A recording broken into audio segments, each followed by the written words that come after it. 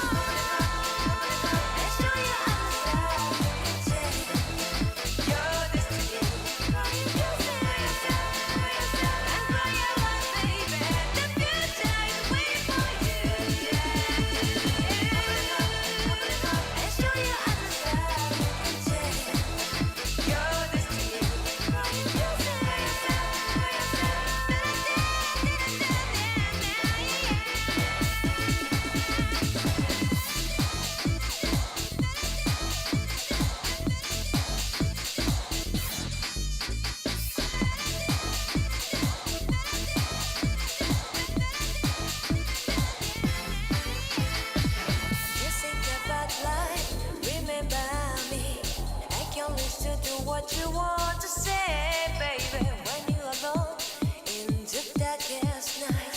Maybe you can give your ray your open your heart and show your eyes that you're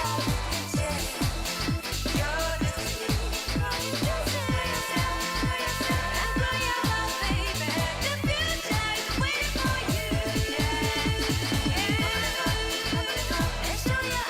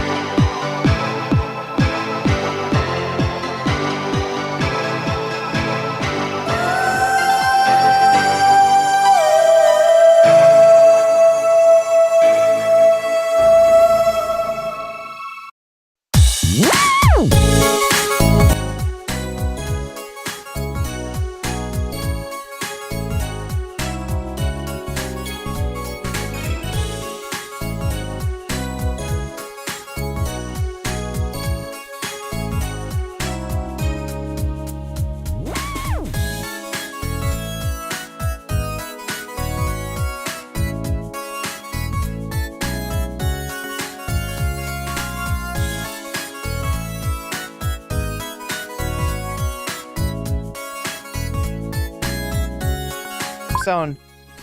That's okay. I wasn't saying anything embarrassing, chat. I wasn't saying anything cringe. I just need to drink void coffee, okay? That's what I need to do. Look, I'm kind of weird, okay? But I'm trying to get normal. And how do I get normal? By imbibing abnormal amounts of Le Void coffee. Le Café du Void. Du Void? Le Café du Void? I'm just saying I feel really good. I feel really refreshed. I've just been through a strange, completely bizarre experience, and it has made me amazing. How are you, though? Are you feeling amazing? That's the real question. Like, how amazing can we get today?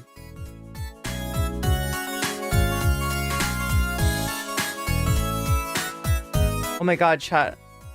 I'm down to like very little of this lipstick. I'm gonna have to order more. Get orthogonal? Or get mean?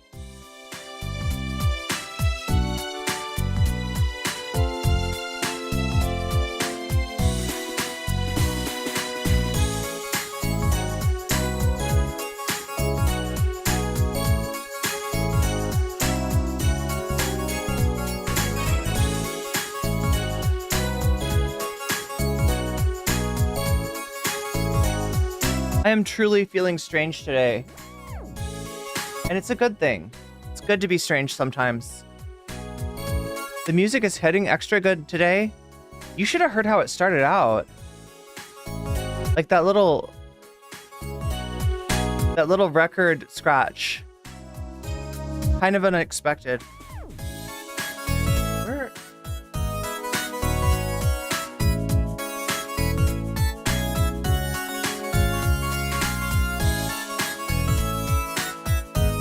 Oh my god, chat, I just got the joke. Look, let me show you what I'm talking about, okay?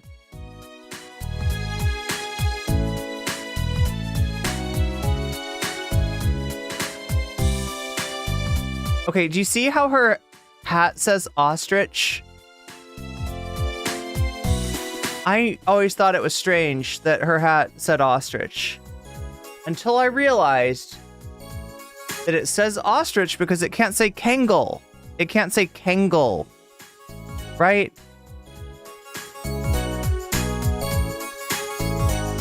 Do you get it? Oh no. Stay on there, Waluigi.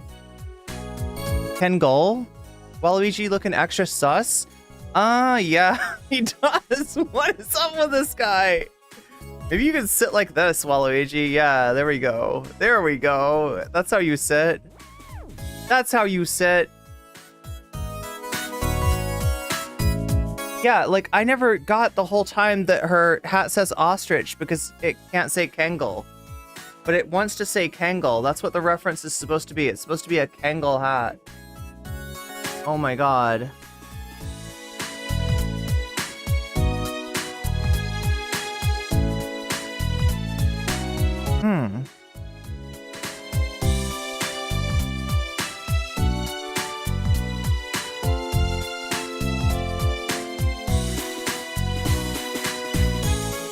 Okay, now is the time in the stream where I talk to chat.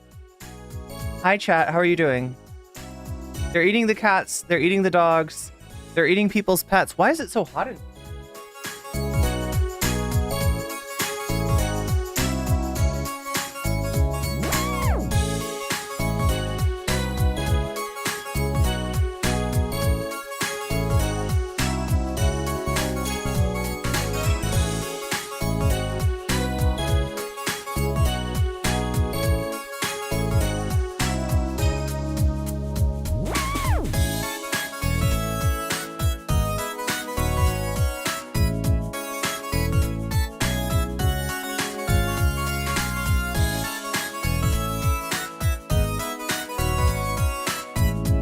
Okay, I feel better now. I feel so much better. All the balls. Oh no, oh no. Okay, so Waluigi, how are you gonna stay on here? Are you gonna put your hand here, maybe? And then pull that through. Yeah, there we go. I feel like, well, no, he's still kind of... Is he good? Is he good? Am I good? Am I good? Are we good? Are we good?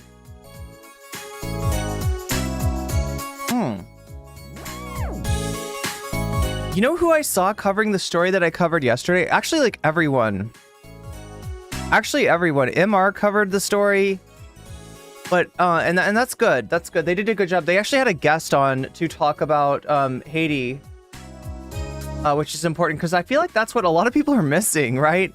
Including one Chud Logic. Yes, Chud Logic, a person from my past, not really relevant to my present, not really hopefully not relevant to my future anyway. But yeah, Chud Logic was on there talking about Springfield, Ohio. And look, my big problem with Chud is not that he does, like, he's an asshole and he does drama streaming, right? He covers drama, he covers internet drama.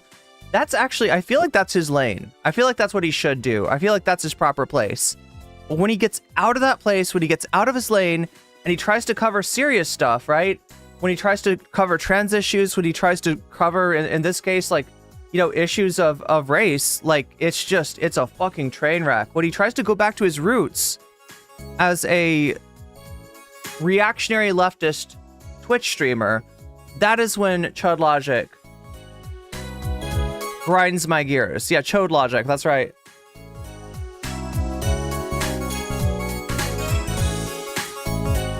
Oh my god. Oh, that hot coffee.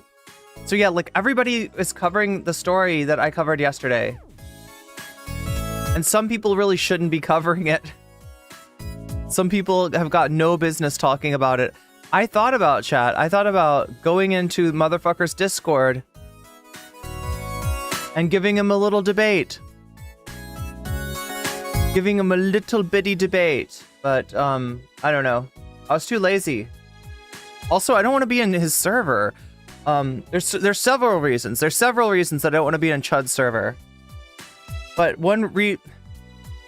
like, seriously, I'm just like, this guy, he didn't know what he was talking about. He doesn't understand the United States. He doesn't understand what's going on in the situation. And he's just literally mapping on his, like, pretty racist, like, British perspective about immigration onto American immigration. with like no knowledge of what the fuck he's talking about, right? With the idea that, well, yes, of course they're not eating cats and they're not eating dogs. That's silly. But these residents are right to feel aggrieved by the fact that there are Haitians moving into their community and they're moving in too fast and they're not learning English. They're speaking the Creole and no one understands that. Even if you've taken a bit of French when you were, you know, in high school, you know, you still don't really understand what they're saying in Creole. It's completely different. Why don't they just learn English? Oh no, chat. Oh no. Oh no, look what's trending.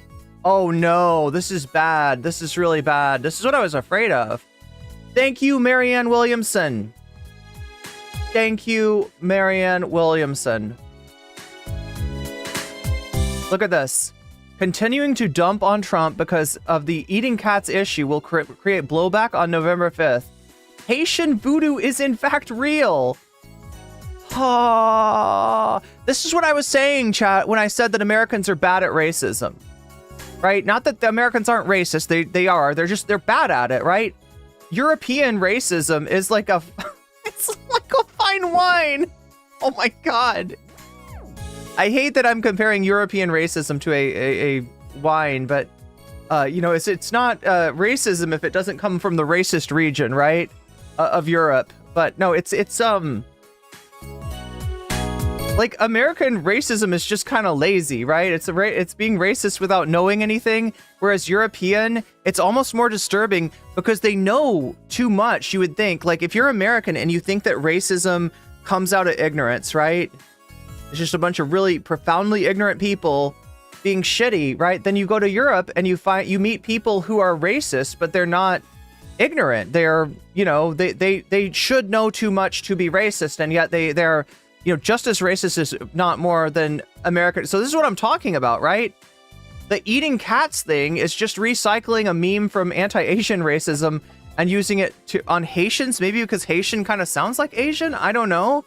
I don't know why that particular meme got recycled, but it did. But I was saying that the European version of this would be to say they're doing sacrifices with they're doing voodoo sacrifices with the dogs and the cats. And here we go with Marianne Williamson saying exactly that. Look at this, chat. I predicted this. Maybe I shouldn't have. Maybe I brought it into being. Maybe I manifested in Dr. Marianne the very fear that I had for, you know, how this was gonna, what twist and turn this was gonna take. So yeah, I mean, like, it looks like most people are dunking on her. At least, like, most people are not being like, yeah, Marianne's right. Oh wait, who did I see? Chud Logic. Chud freaking Logic read this tweet and was like, yeah, that's actually pretty based. That's really pretty based. You know, the real danger is if some of these Haitians start to get the dogs and the cats and start using them in their voodoo rituals. They start using them in their voodoo rituals to enact some sort of black magic on the populace of Springfield, Ohio, and yeah, it's just like, oh my god. So here it is, yeah. Continuing to dump on Trump because of the eating cats issue will create blowback on November 5th. Haitian voodoo is in fact real, and to dismiss the story out of hand rather than listen to the citizens of Springfield, Ohio, confirms in the minds of many voters the stereotype of Democrats as smug elite jerks who don't believe in, oh my god. What? Who think they're too smart to listen to anyone outside of their silo. Oh my god. Seriously? Seriously? Is this what we're dealing with? Are you flexing on everyone who covers the story after you? Only a little bit. Only a little bit. Irene manifested it. Cancel Irene. Yeah, it's my fault. It's my fault. Maybe Marianne Williamson is like my spiritual stepmom. That's what it is, right?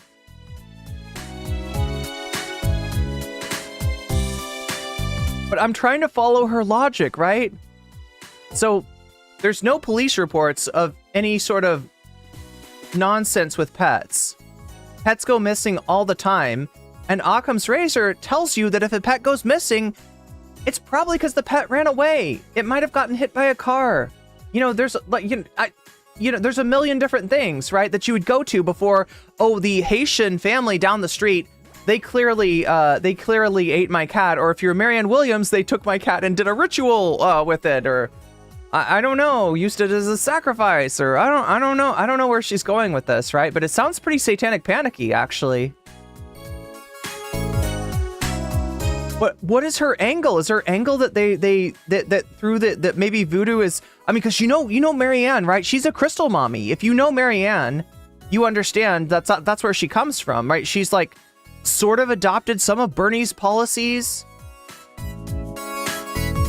and along with, you know, her new age spirituality, which is like,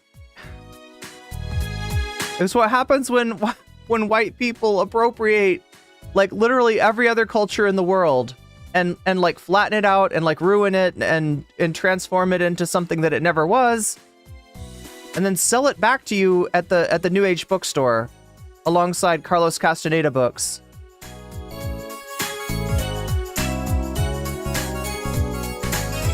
God damn.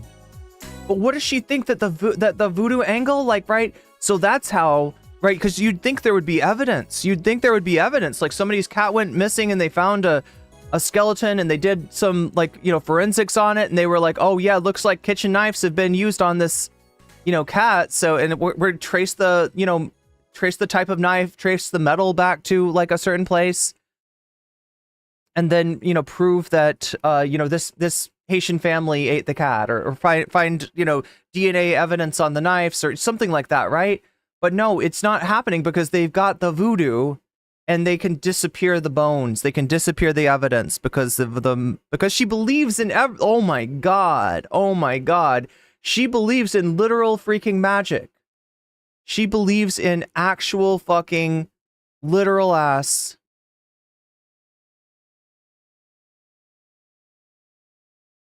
like prestidigitation of matter. This is breaking my brain already, chat. Funny thing about Marianne Williamson saying voodoo is in fact real is that there's a zero chance that she meant magic is real. Yeah. And look, like, I mean, I don't know. I don't want to tell anybody their fucking, you know, cultural tradition is real, but oh my god, it's so complicated, chat. I actually know a little bit about some of these cultures and stuff, but it's like complicated. It's complicated. Like exactly what is being referred to with this word is actually kind of complicated. Like there's so many different versions of it. There's like a Hollywoodized version of it where you're like making zombies and stuff. There's like a syncretic version of this in terms of, like, you know, places like Haiti and New Orleans kind of being like the crossroads of various cultures.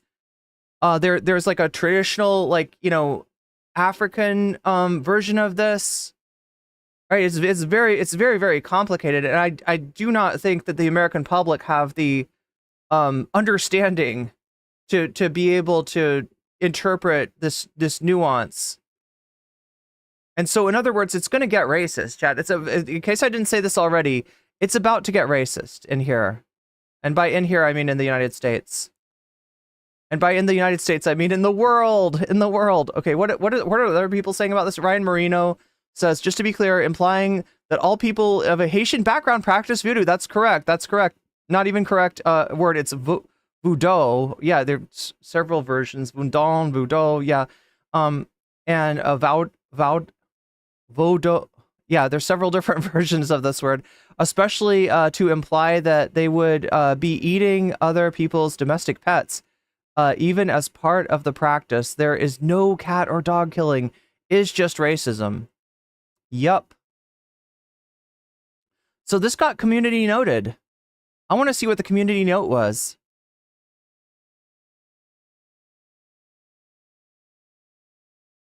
It's not true. So here, let's find the post. Did she delete it? Nope, it's still up. It's still up. There's no community note. There's no community note. Oh no. Oh no. Elon, what are you doing?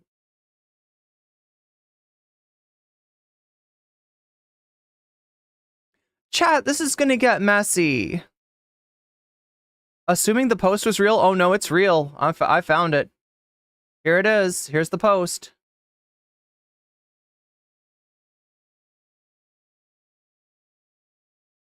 I mean, on the plus side, most people are dunking on her. It's not true, though. A woman did eat a cat, but it wasn't because of voodoo, and she wasn't Haitian. She's not even an emirate. She suffers from a severe mental illness. The whole narrative was fabricated and perpetuated by racists and xenophobes. This is the tweet that Chud Logic was, like, agreeing with, right? And look, this is not the first time he's weird about Roma people, right? Demon Mama actually, like, brought this up, right? That Chud had a, had a stream where he talked about travelers and Roma people and like, you know, he was like, oh no, they're actually really bad, people just don't understand, like, right? It was this just like it somehow in the minds of him and people like him, that's like the acceptable. I don't know, he's pretty racist when it comes to anything. So I did not say that such things are happening in Springfield. I simply said that the practice is itself is ancient and verifiable. What does it have to do with eating cats and dogs? That's not the practice. And yeah, I don't even think that these would be.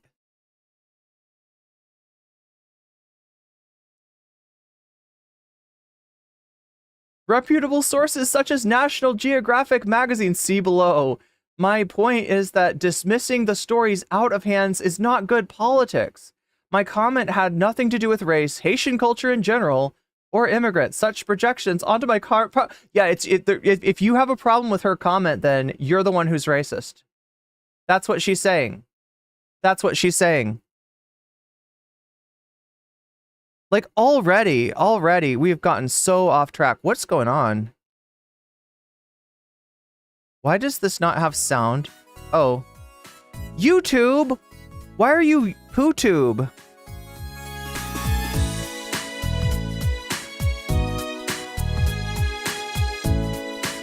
Already, chat. Already, we're off course. We're off track. I've got some debates to bring you with Piers Morgan, some COPE to bring you with Meghan Kelly, with Sean Hannity, with Donald Trump himself, right? We got so much good content today, and I'm getting distracted by Dr. Williamson. Wait, I blocked this account? Oh, it's Ian Miles Chong. No wonder I blocked this account. You're absolutely right. It's crucial to listen to people who actually live in these places affected by Haitian mass migration. Then the Dems just aren't doing it. Marianne, wait, I'm not saying these stories are true. There is no conclusive evidence that they are. But what? Why bring up voodoo?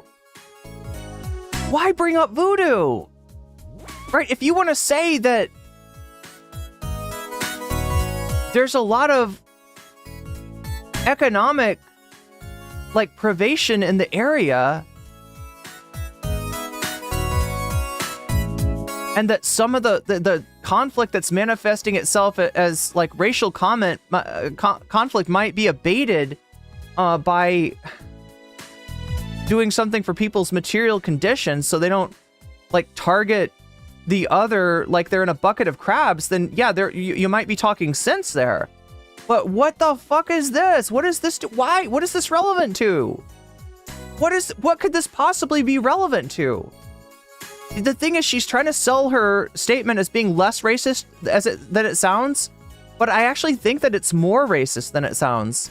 How many of those witches that we strung up in the 1600s in Salem, Marianne, should we have strung up in the 1600s, Marianne? I think that we can agree that 19 is way too much. That's the moderate position here, like 7. Oh no, the moderate position is 7. Oh my god, Omega Star, thank you for the gifted sub to Oglobits. Oglobits. And thank you for distracting me from this consternation. You've just been weaseled, and that's a good thing. You just got weaseled. You just got weaseled.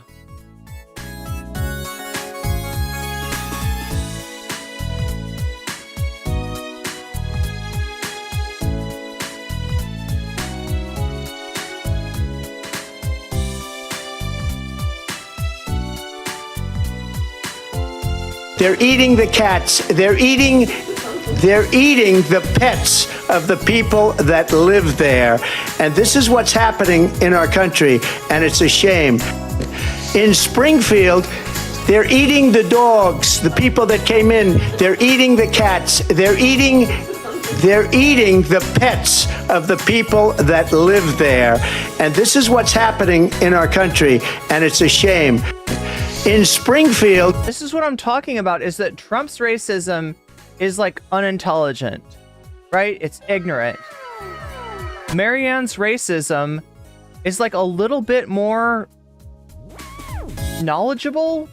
Because like I said, most Americans cannot find Haiti on a map. I feel like most Americans would place Haiti in the wrong continent. And like at least she's got some knowledge, but yeah, like the person said,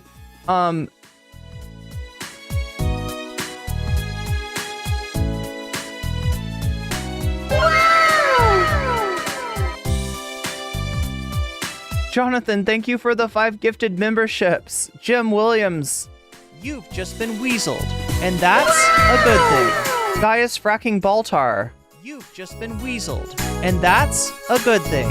Alan Fox, you've just been weaseled, and that's a good thing. Will Florida, you've just been weaseled, and that's a good thing.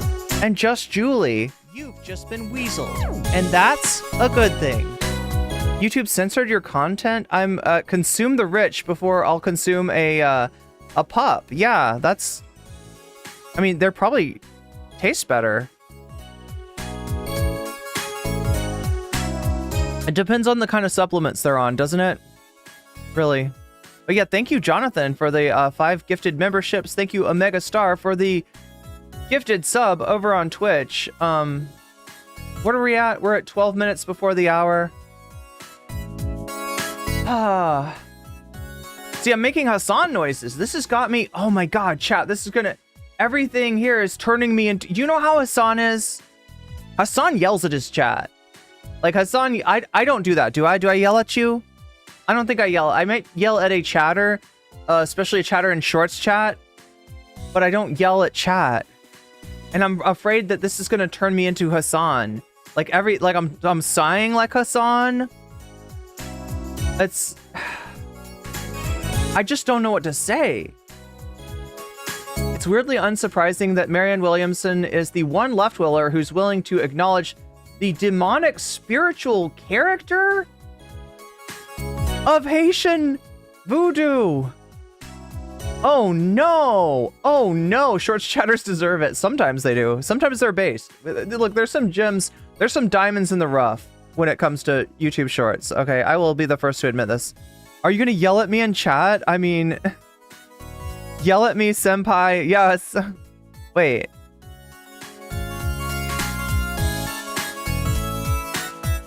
Chat, am I your senpai? Or am I your, what's the other word? Kohai? Wait, opposite of senpai. Kohai, yeah, I feel like I'm your kohai. Sometimes, chat. I guess it depends on the chatter.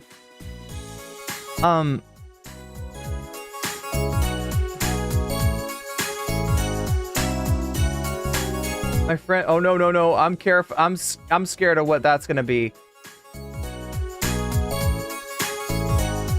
Thank you, Senator. I am a youth football coaching legend. Yo, the 3-year letterman. The 3-year letterman.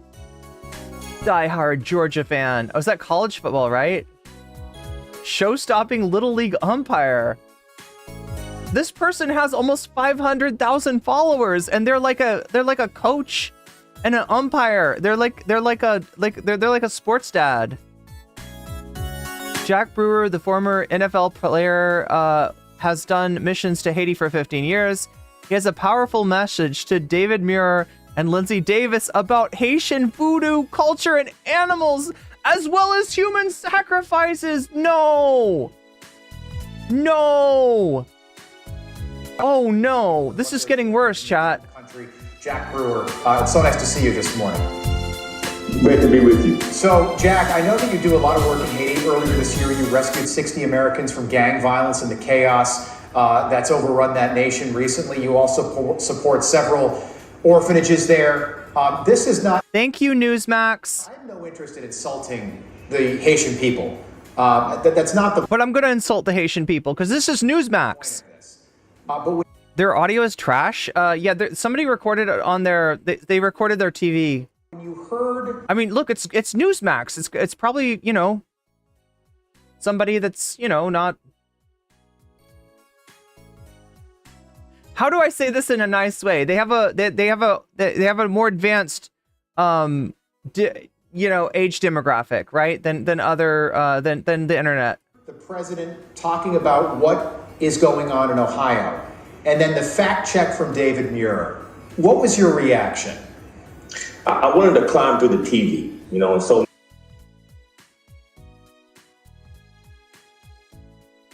You should. You should. You should climb through the TV. Persona 4 style, right? You should climb through the TV. You should fuck around and find out. And, yeah. Oh my god, no, no, no. I wanted to climb through the TV. Hey, try it out. See how that works for you. It's too bad there's not like a... He doesn't have... Do you think he has a CRT TV? Climb through that shit, yeah. Many moments where, you know, I've, you know, dedicated my life's work to so many of these issues, and I see it firsthand. So no one can tell me. So chat, what this is going to do, here's my prediction. It's going to pull in the religious right. Because a lot of their satanic panic shit gets triggered by the idea of Haitian Vendôme. This is... that in the culture, in some parts of the culture in Haiti, that people eat animals. Pete, you don't say. Yo, chat, did you know that in Haiti they sometimes eat animals?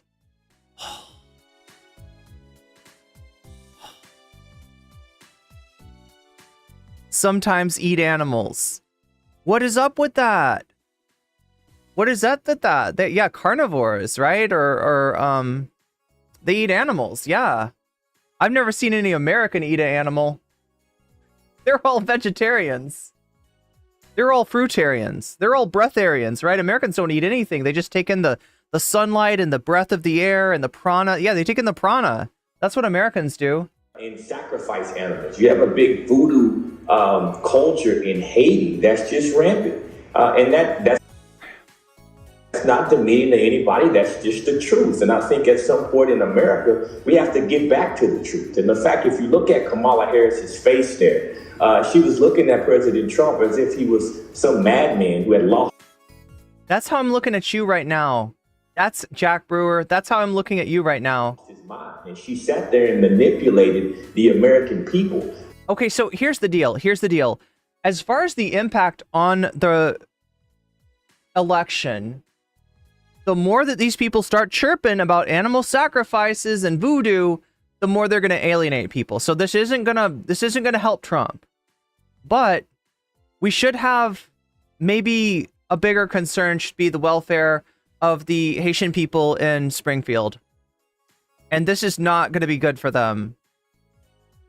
This is not going to be... This is going to give all the religious right in the area reasons to essentially conduct witch hunts on anybody that's got anything to do with Haiti. Like, right? This is... You cannot deny the fact that... Yeah, Grand Theft Auto says, I get my meat from a grocery store. No animals at all. I love that he can't even say it right. What he's trying to say is that there's, like, you know, there's animal sacrifice. And look, if you open up your Bible, turn it back to the Old Testament, you're going to find animal sacrifice there too. In this country, in Haiti, people are living in desperation. There is a voodoo culture and a curse on the nation that no one can deny.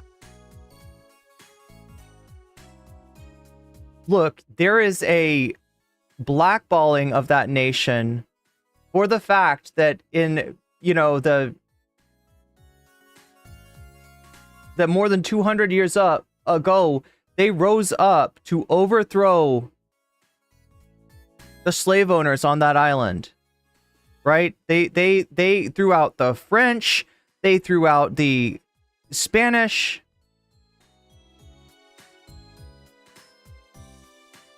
They declared independence under Dessalines. And that is the curse on Haiti. That is the sin of Haiti, right? That is why Haiti will forever be punished by the West, right? Because that scared the fuck out of the United States, right? Slave owners in the United States like kind of clamped down after that happened, after they saw that something like that could happen, right? That in Haiti, you actually had like just a huge population that were enslaved, and a small French mostly French population that were the owners of those people, and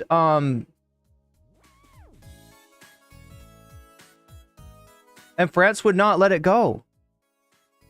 They would not let those people be free. Even after they had gotten their freedom once, they tried to re-enslave those people. And they weren't having it. They weren't having it. And so I think, for President Trump, I wish and I pray that his team would do a little bit more research. He should have done more research so he could have been racist in a more educated way. Yeah, I agree. Be more like the Europeans, right? Instead of just being like a generic racist and say they're eating cats, they're eating dogs, you should say they are sacrificing oh my God, I don't even want to get into it. Haiti ruled over the whole island until the wealthy white and mixed Latinos overthrew. Are you talking about Dominican Republic there? Yeah. Dave's talking about the Isle of Hispaniola, right? So the Isle of Hispaniola, on one side is Haiti, and on the other side is the Dominican Republic. I believe they speak Spanish on on that side of the island, and I mean, like, I don't know. Creole is the main language in Haiti. Yeah, they eat cats and dogs in Switzerland too.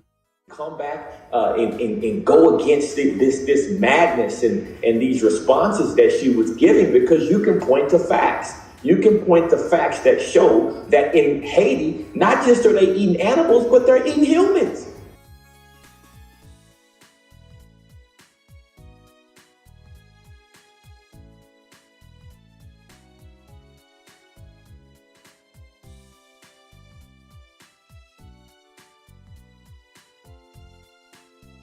Look, like I said, the syncretic spiritual practice that exists in Haiti, for some people, not for all people, is wide and varied, but I believe that what you've just described, sir, would be something akin to a mortal sin for those who do, who are practitioners. There's cannibalism in Haiti going on all the I mean, that's just racism. I don't know what to say. That's just like, time. that's a literal fucking racist trope. I have videos on my phone of people eating other people and sacrificing other people. And so no one can tell me that this doesn't happen, because my orphanages and the Christian organizations that I support on the ground are dealing with this mess in country. So what makes you think that Is there a facepalm emote? There should be. when gangsters go Somebody take his phone. into the country of Haiti and literally release their prisoners, they emptied their prisons in Haiti, and these There were I don't know exactly what he's talking about here, but like there were political prisoners in Haiti as well. same people are coming across our border, and now they're ending up in our cities. And What the fuck is this on this guy's phone? Is he he's saving them? no one can deny that. That's a fact. I've been working in Haiti for 15 years. And so I just wish that we could get some voices, some real voices to support President Trump and support what's going on in our country, that know what. Like I said, this is really harmful to the Trump campaign, but it's also really harmful to the Haitians living in Springfield. Any Haitians, I would say probably more than just Haitians too, right? Racism never stays put. It's never like just localized with, okay, we hate Haitians now, right? it's always, it's gonna, you know, if you're Dominican, if you're Cuban, if you're like, it's gonna spread, right? What's happening on the ground, and I'm willing to do it. And so we can't let President Trump just Look, at the top of every hour on Twitch, there's a 3-minute ad break. That ad break is going to happen any time now. And if you don't have a sub yet, it might be a good time to think about using the 25% off that you get during September if you subscribe on your desktop. I don't know if it works on mobile, but it definitely works on desktop. You can get 25% off your sub for this month of September. You can also get a free one if you have Prime. You can use a Twitch Prime sub, or you could possibly be gifted a sub if you're active in the chat. But I have to mention that now because that ad break is going to hit any second now, and I don't want you to say that I didn't warn you, because I definitely am warning you. I am warning you. You are about to get a 3-minute unskippable ad break.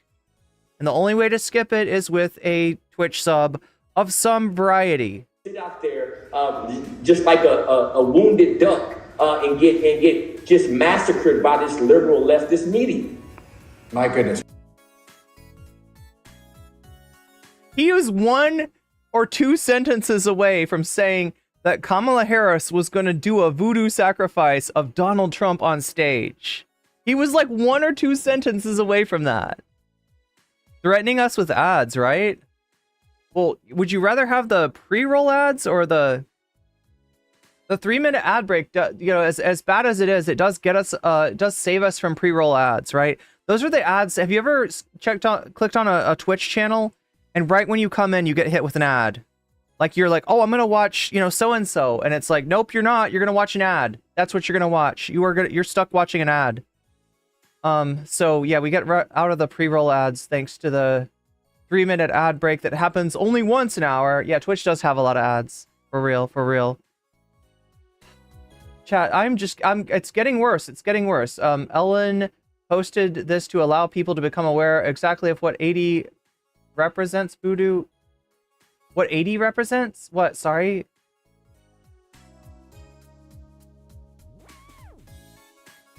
What 80? I'm sorry. What does this mean?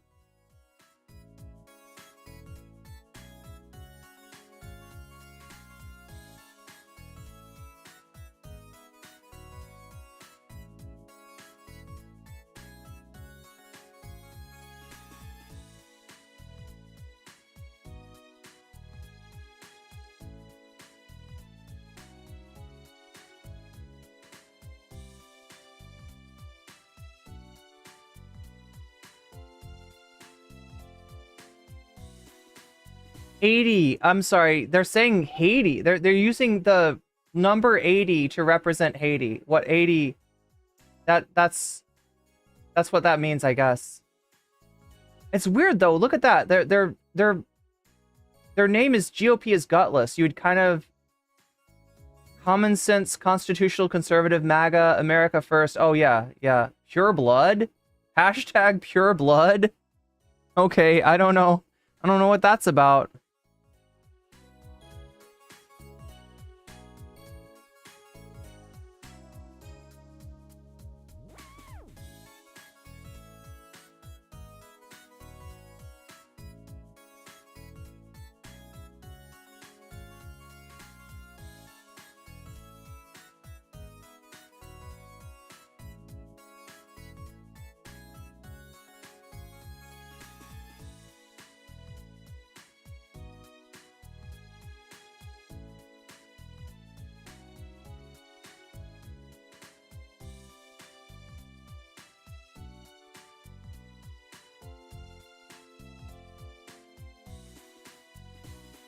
If any other politician tweeted Haitian voodoo is in fact real, I would interpret it as voodoo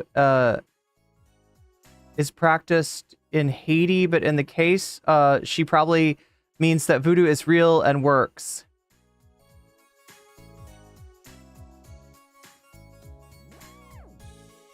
Jeez, there's so much racism here. It's like, it's all racism. I mean, there's a lot of people dunking on Marianne Williamson, but the stuff that's not dunking on Marianne is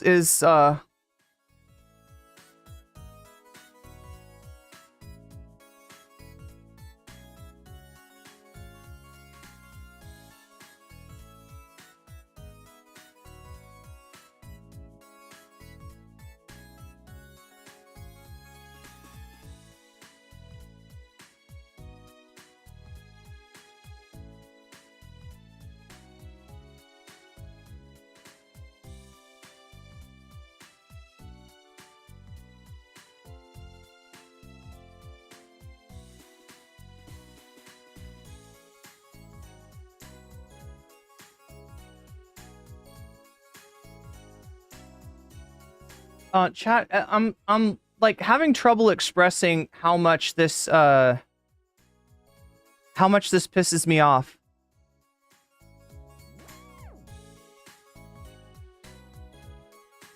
It's like, this is really bad. This is really bad, right? And as much as I gotta say that, like, I'm not worried about this, like, having a pro-Trump effect in the election, that is actually not my primary concern right now. The kind of danger that I and, you know, anybody else who's a target of MAGA, a target of right-wing hatred, is potentially subject to by a Trump re-election is actually nothing in comparison to the danger that Haitian people living in Springfield are in right now. That's on a whole nother level. You know how he's talking about mass deportations and, like, you know, coming into people's, like, houses, like going door to door and shit to deport people? Like, this is the kind of moral panic. This is the kind of moral panic that would enable that, right? Because, I mean, what you're talking about is essentially a pogrom. And it needs a libel in order to make it work. It needs a massive lie and a fear-mongering and something that short-circuits people's, like, rational thought in order to work. And they're starting to create that thing. They're starting to make that thing. Anyway, chat, we've got a lot to cover. I'm sorry. I'm just like, really, this is like not... This is not good. This is not good. She knew it would rile up the racists and bigots, Marianne did. Yeah, she's not good. And I've been saying this for a really long time, right? A lot of people wanted to see Marianne as the, you know, sort of like the conduit for Bernie's revolution. And she did a lot to kind of embrace that. She adopted actually a lot of policies that Bernie and Elizabeth Warren were talking about, and, you know, she hung in there as a candidate for, like, longer than Bernie or Warren did. She ran actually even this year, and a lot of people were like, yeah, Marianne Williamson, like, she's really good, right? You know, she's like, you know, if you supported Bernie or Warren, I guess, then you should support her now, right? If you want to replace the shitty Democratic order with something better, then Marianne's your best bet now. And I have said fuck no. I have said fuck no for a long time. Cindy Prem says typical red meat. She made millions hawking channeled books by Jesus that teaches pain and suffering are indeed teaches pain and suffering, and indeed everything is not real. She's a grifter. Typical red meat for the radical right. Oh, you didn't mean literal red meat. I was like trying to figure that out. Thank you. I'm glad you mean red. They're throwing red meat to the base, is what Cindy Prem is saying. I saw that she was the only option on my primary ballot besides Biden, and I wrote uncommitted instead. Good call, variant. Yeah, I've been blowing the whistle on her for years. Like, there's a lot of stuff that I've seen of hers, talking about things like, what did she said something like that AIDS was not. Like that AIDS could be like that AIDS was like a state of mind, or I can't remember exactly what she said. But it was bad.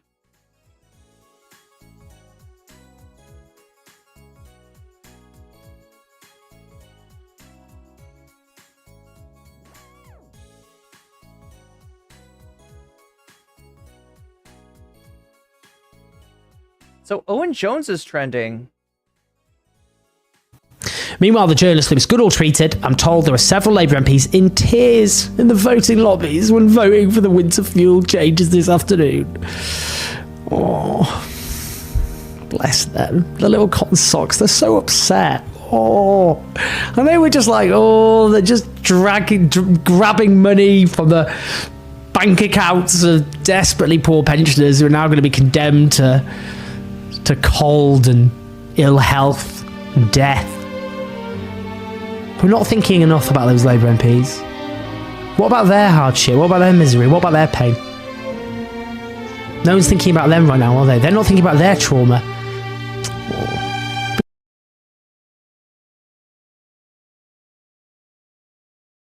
Music. Why is it that YouTube is the most punitive platform on the fucking face of the planet when it comes to music, right? And everybody else, if you're posting on, X, or you're posting on TikTok, you're just like, haha, music, cool. Hey, I just made a new skibbity toilet, edit. I'm gonna throw Everybody Wants to Rule the World over it. And TikTok's like, cool. Yeah, you got 5 million views.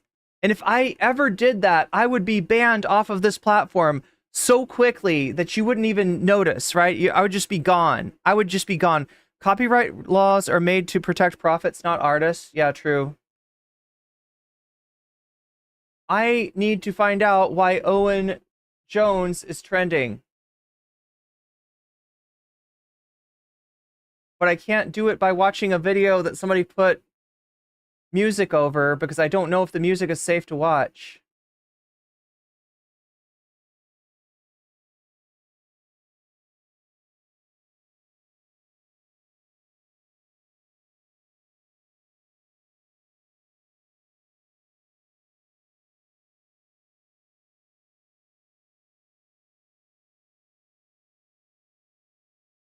Why is Owen Jones trending? Does anybody know? Look, we got to get started. Skibbity Irene. Well, look, Demon Mama did a Skibbity series, right, where she covers. Does chat want coverage of Skibbity toilets? Demon Mama's actually got a series on that. I don't know. I feel like not all of her viewers are interested in it though.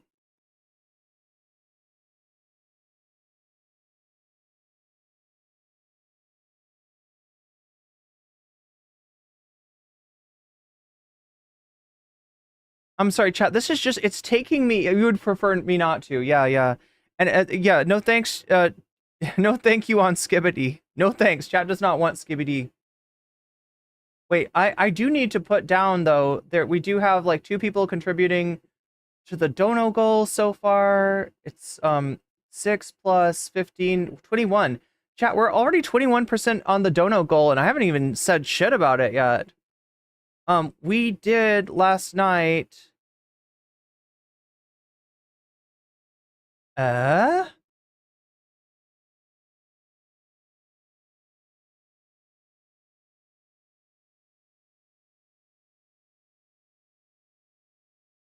AJW?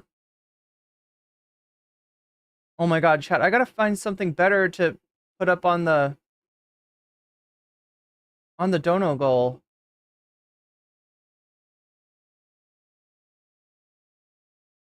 Greetings and salutations. No, greetings and salutations. It's actual racist warrior. We do have another. Okay, so AJW simps for Anna. We'll put that on there. AJW simps for Anna Kasparian.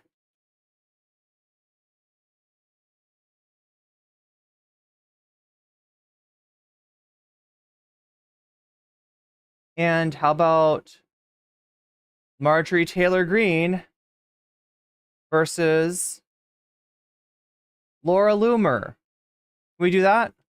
That sounds good. We need to replace purity balls, though. Nobody likes the purity balls.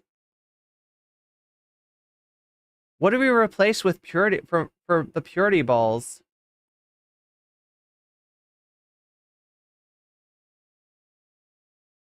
How about ball? Breathe.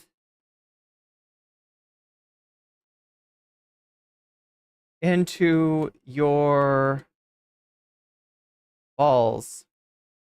Okay, there we go. TYT still call themselves the biggest progressive news network, and that's weird to me since they have taken that turn. Purity Ball sounds like something else. It does. Well, we replaced that because nobody was interested in it. I think I've got enough stuff for you now, though. I think I've got everything that we could possibly need and more.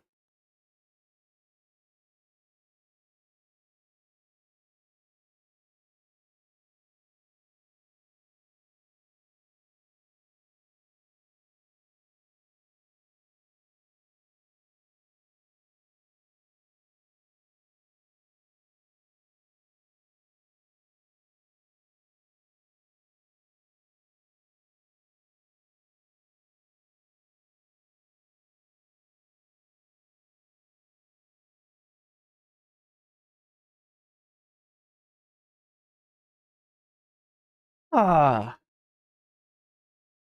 some reason, my like playlist, everything is breaking. Live streams, for stream. Is it this? Mute.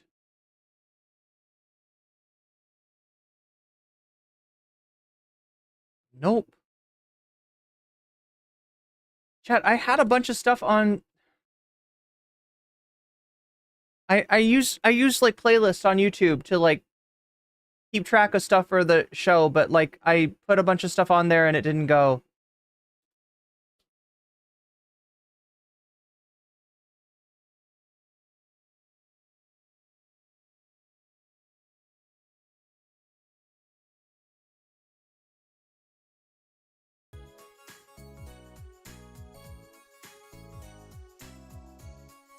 Really?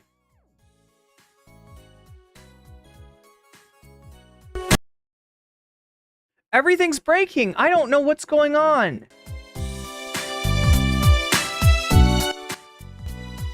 Chat, is it my computer? Like, there's two weird problems with stuff that I kind of had assumed was like YouTube or...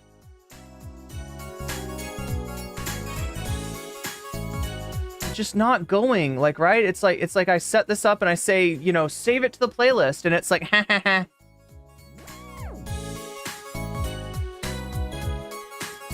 It's supposed to be on the playlist. Why is it not there? Oh my god.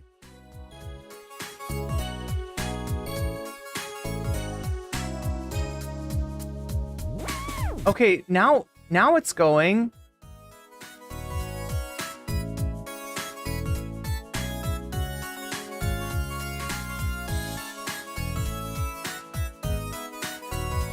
It's so ridiculous, chat. I do preparation for stream and then it just disappears. It's like I didn't do any. It's there. It's right there. What the fuck? I don't understand. Like their playlist thing. It's like I've got the stuff selected. Like when I open it up, it says that it's on the playlist, right? And then like I look on the playlist and it's not there. And so I'm just like, wait, I'm supposed to do... Oh my god. See, like I'm different than Hassan. Hassan doesn't cry. Hassan sighs. Like, right, when this stuff happens to Hassan, he's like, ah, and stuff. Like, right, that's what he does. Okay, well, it's working again. At least I was able to add the stuff. It's just like there's a bunch of stuff that I added to the playlist, and it's like not there now. And it's pissing me the fuck off. And people are leaving because they got no faith in me. They think that, like, I can't do this, and that's the reaction. That's great. I should just stop streaming. I should just end the stream for today. No, I'm not going to do that. Because then, like, the people that I want to punish with that are the people that left the stream, not the people that are still here.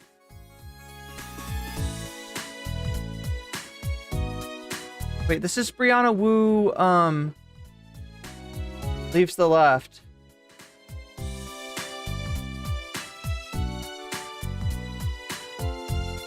The people that deserve punishment are the people that have already left. Not you.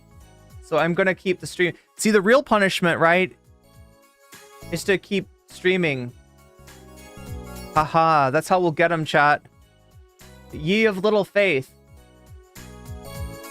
I've run into a few technical hurdles and people leave the fucking stream, abandon me in my hour of need. Just make sure to give them shit when they come back to chat, all right? That's all I ask.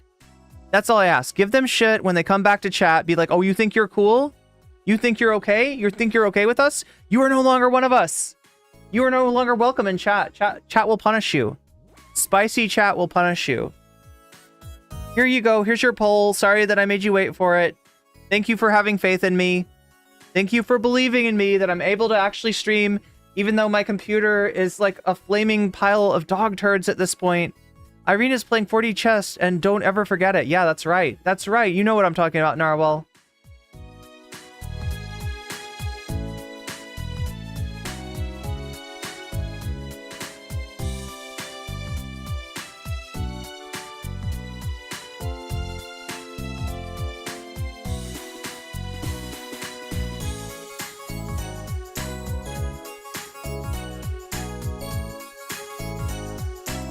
Yeah, Shabibo was on that list. I thought I put Shabibo on the list.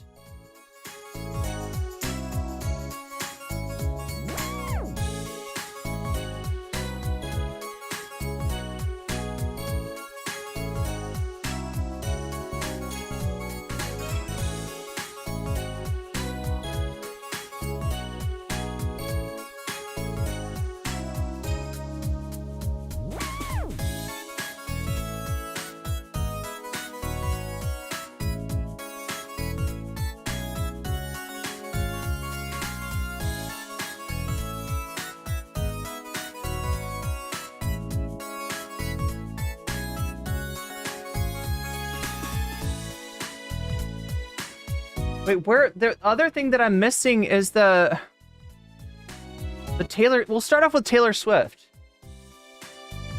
Okay, Taylor Swift endorses Kamala. Taylor Swift endorses Kamala. Meghan Kelly. Wait, am I saying...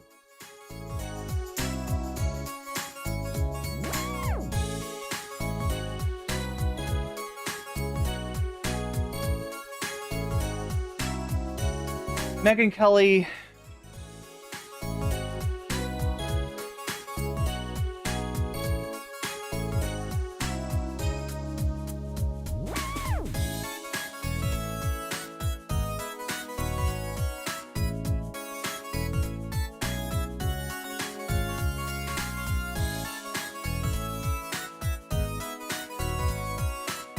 What is the right word? What does Meghan Kelly do? Goes off. We'll just say that. There we go. There we go. There we have it. I don't know, chat. Like the last two streams, it's been like rocky starts, but the ending, you know, has been worth it. I hope. I want it to be worth it. I need it to be worth it. I literally require for it. Misleads. Brianna Wu has officially left the left. Yeah, once again. No, it's a combo, right? It's a Brianna Wu getting mad at Chud Logic, and also Brianna Wu leaving the left again. Let me just make sure. Did this make the list? Yes, it did. Yes, it did. Okay, good.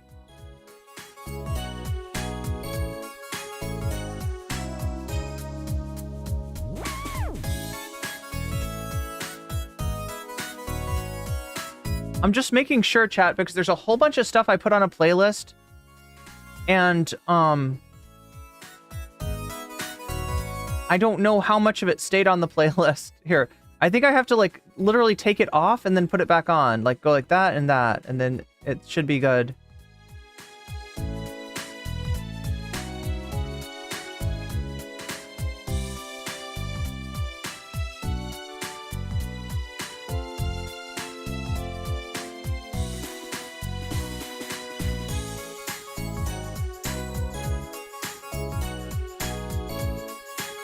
The other thing that's pissing me off is that there's like videos that like are on my history that I literally did not watch.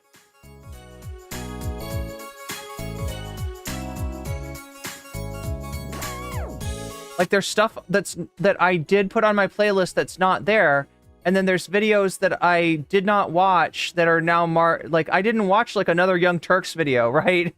I'm pretty fucking sure about that.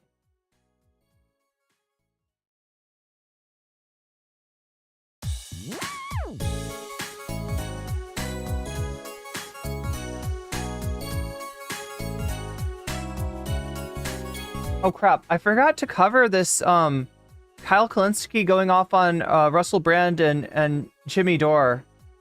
That's an interesting story. That needs to get covered.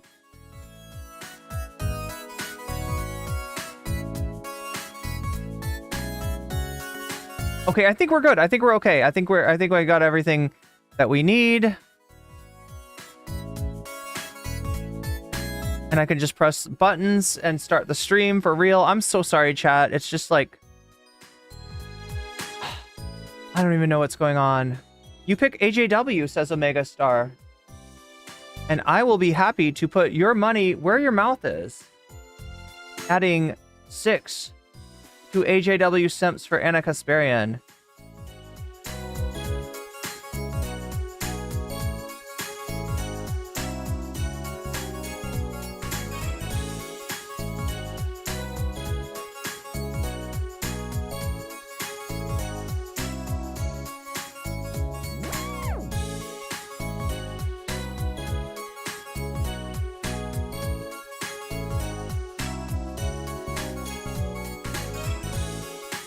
Okay, we're ready to go.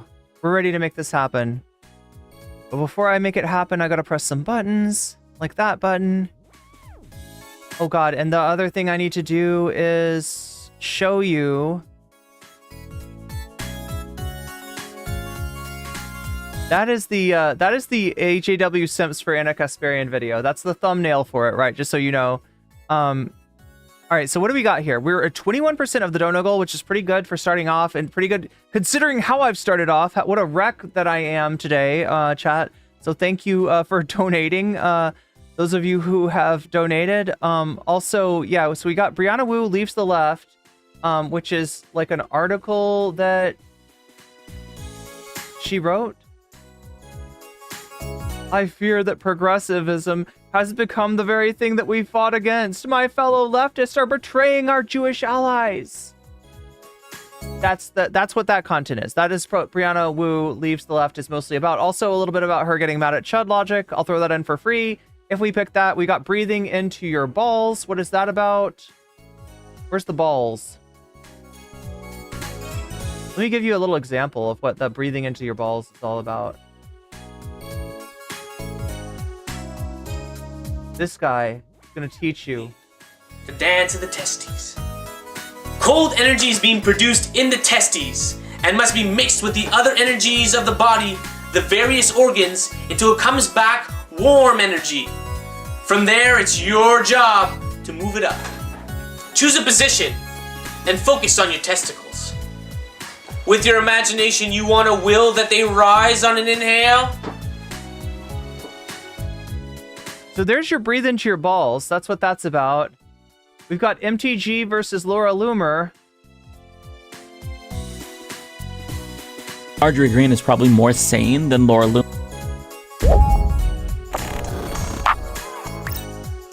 Arrived in Pennsylvania for the debate. I don't necessarily know if she helped him, but the fact that she's on a plane with Trump, not necessarily. So the TLDR is that Laura Loomer has been seen on a plane with Trump wearing a Tim Pool style beanie with MAGA inscribed in it, right?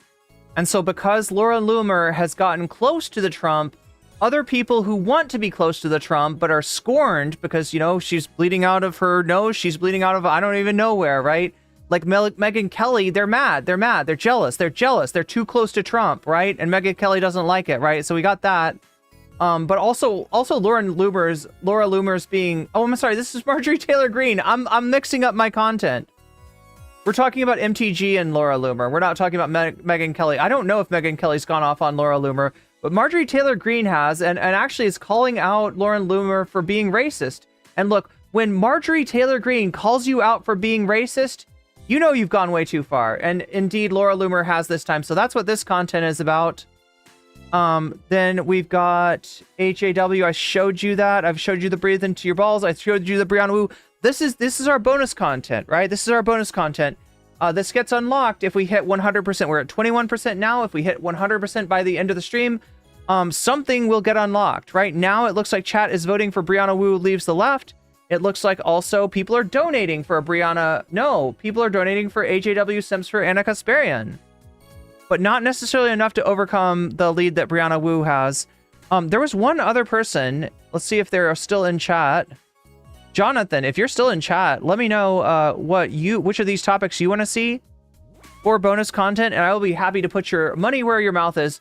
That's right, chat. When you donate, you need to make sure, or if you want to, make sure to let me know which of these topics appeals to you, which of these topics you want to like add your donation to, and I will add it as a percentage to the topic of your choice. You can also say Vox Populi, which actually undercuts everybody else that's donating for specific content. and throws it back to the voters, throws it back to the vote to make the vote count for more and make the donations count for less, if that makes sense. You can also say Fallout New Vegas if you want to see me play video games more often, right? That's how it works. It works whether the donation is in the form of a super chat, super sticker, if you're getting yourself a membership on YouTube, or gifting memberships to other people, if you are signing up for Patreon, or you are donating to the Throne link, which is right there or right there, depending on what stream you're watching me on.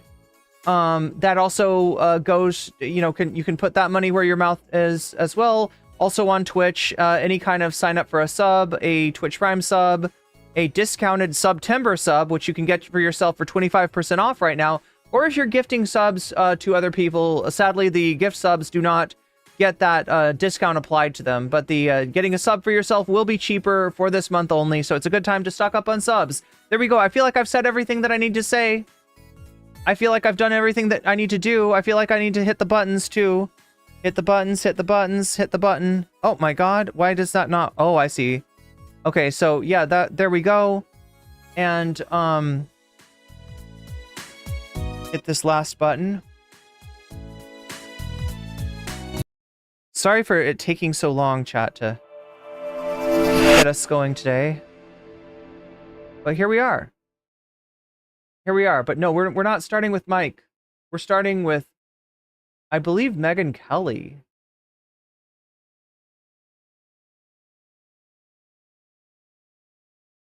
I can find her. Why is this video not on my playlist? Where's Meghan Kelly's aggrieved video?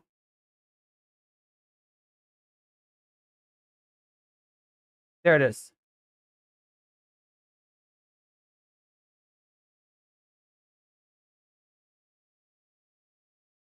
She wants to vote. Okay, so this is Meghan Kelly. What the fuck?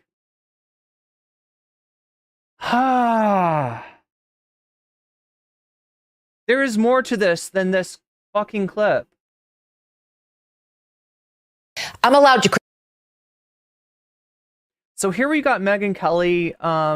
This is a clip. No, New York Post. What is this? Oh my God.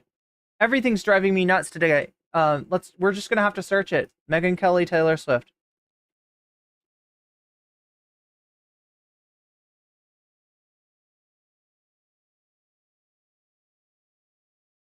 There it is. I was about to say, chat. I was about to say Taylor Swift just in that Meghan Kelly's title game and thumbnail game seemed more like a title and a thumbnail somebody would make about her rather than a title or a thumbnail she would make for her own video, right? And I thought it was weird. And then I looked down and it's a New York Post video. It's the New York Post. So yeah, it is literally a video by somebody else of Meghan Kelly. Here's the actual video of Meghan Kelly. I'm sorry that YouTube is fucking me over so hard today. She fell off in a lot of ways. Yes, yes. So if you don't know who Meghan Kelly is, she used to be on Fox News. That's where she got famous from, being one of the original, I believe, Fox News. I guess you'd call, her role on Fox News a news model. Now, this is not to undercut her intelligence or anything else, but this is to state what Fox News looks for in a news host, and it is gorgeous legs, which they will show off on the, when you're on Fox News reading the news, they will show off your legs, blonde hair, and you're white. So peaceful up here, but now there are freaking communist invading radicals. That seems to be the rules. That seems to be the rules for Fox News. That seems to be who they're looking for. And Meghan Kelly was, she's been working for Fox forever, right? She then hosted a debate on Fox News when Fox News was anti-Trump, in which she actually asked Donald Trump some hard questions. And she was paid back for that by having Donald Trump talk about her possibly being on her period. And that being the reason that she was, asking tough questions to Donald Trump. That's the famous, she's got blood coming out of her eyes. She's got blood coming out of her nose. She's got blood coming out of her wherever, right? That's what he was implying by that, right? So she got on the wrong side of Trump. Trump ended up winning not only the Republican nomination, but the presidential general election as well. And she was kind of on the outside. So she's bounced around to various different places trying to find a new home. None of those were suitable for her. She didn't really have any traction in any of those places. And so she's ended up doing kind of the Bill O'Reilly thing where she has a YouTube channel. So that's where she's at. She's on her own YouTube channel and she's trying to make a spicy clip. She's trying to get some attention. She's literally trying to do a cat fight with Taylor Swift in order to get people's attention. And that's where we find her today. This is Emily Jashinsky.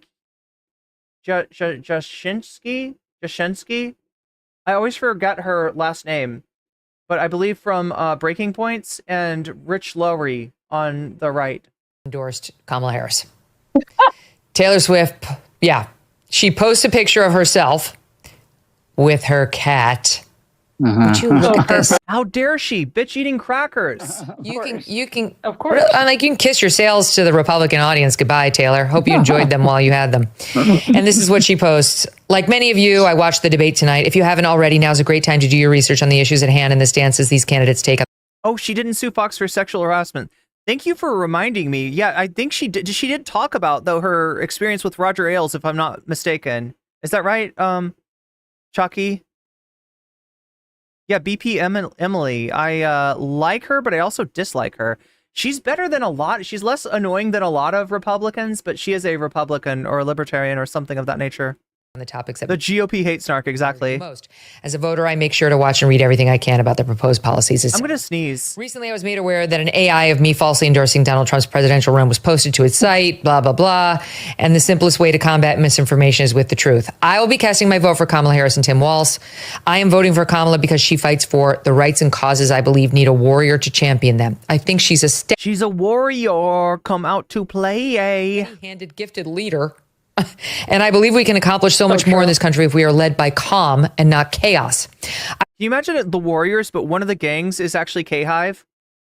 Chat, I forgot about K-Hive. Anyone in chat if you forgot about K-Hive? Anybody else forget about K-Hive? Like, I remember knowing about K-Hive, and then she went from being the vice president to being the candidate, and I forgot about K-Hive. Is that a Taylor Swift song? I feel like Bad Blood is what's going on here. In Asia, no one says anything when you sneeze, like bless you. Yeah, everybody else says, I live in the K-Hive, says Mozart. I can't forget something I never heard of. You never heard of K-Hive. Yeah. So anyway, the fanatics of Kamala Harris were called K-Hive, right? And they were known as for being kind of like, I don't know, centrist? Which is funny because Kamala's, campaign in 2020, she really tried to lean into, making herself appear more on the left because the big threat to her campaign was the fact that she was a former prosecutor. That was a bad look in 2020. It's considered a good look now. So now she's leaning back on that side. But because of that, the K-Hive had a reputation for being like similar to Hillbots, similar to like Elizabeth Warren fans, very, very, kind of centrist, coded, I guess. And also being stans. They were stans, right? That was the other, thing about like Kamala's fans where they were known as being stans. Now I feel like there's so many Kamala supporters that were not part of K-Hive, that were not fans of her when she ran in 2020. Were not fans of her, before at all. And that then became fans of her when they fell out of a coconut tree. And everything changed. Everything changed. It's almost like we exist in the context of all that which came before us, but at the same time, we can't let the past. What is it? Don't let the. You're a waltz warrior yourself. Wait, what is the quote? Kamala quote past unburdened by the.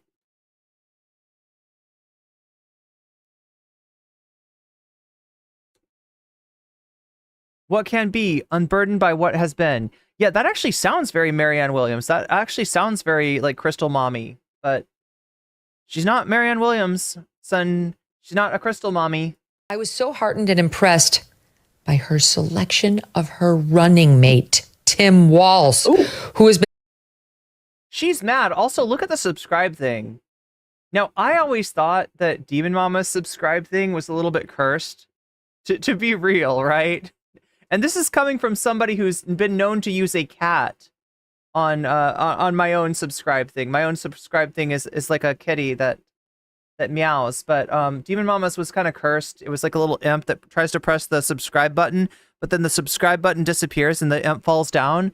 But look at Meghan Kelly's subscribe button down there. Been standing up for LGBTQ rights. Oh, it's so good. It's so good. IVF and a woman's right to her own body for decades. Oh my God.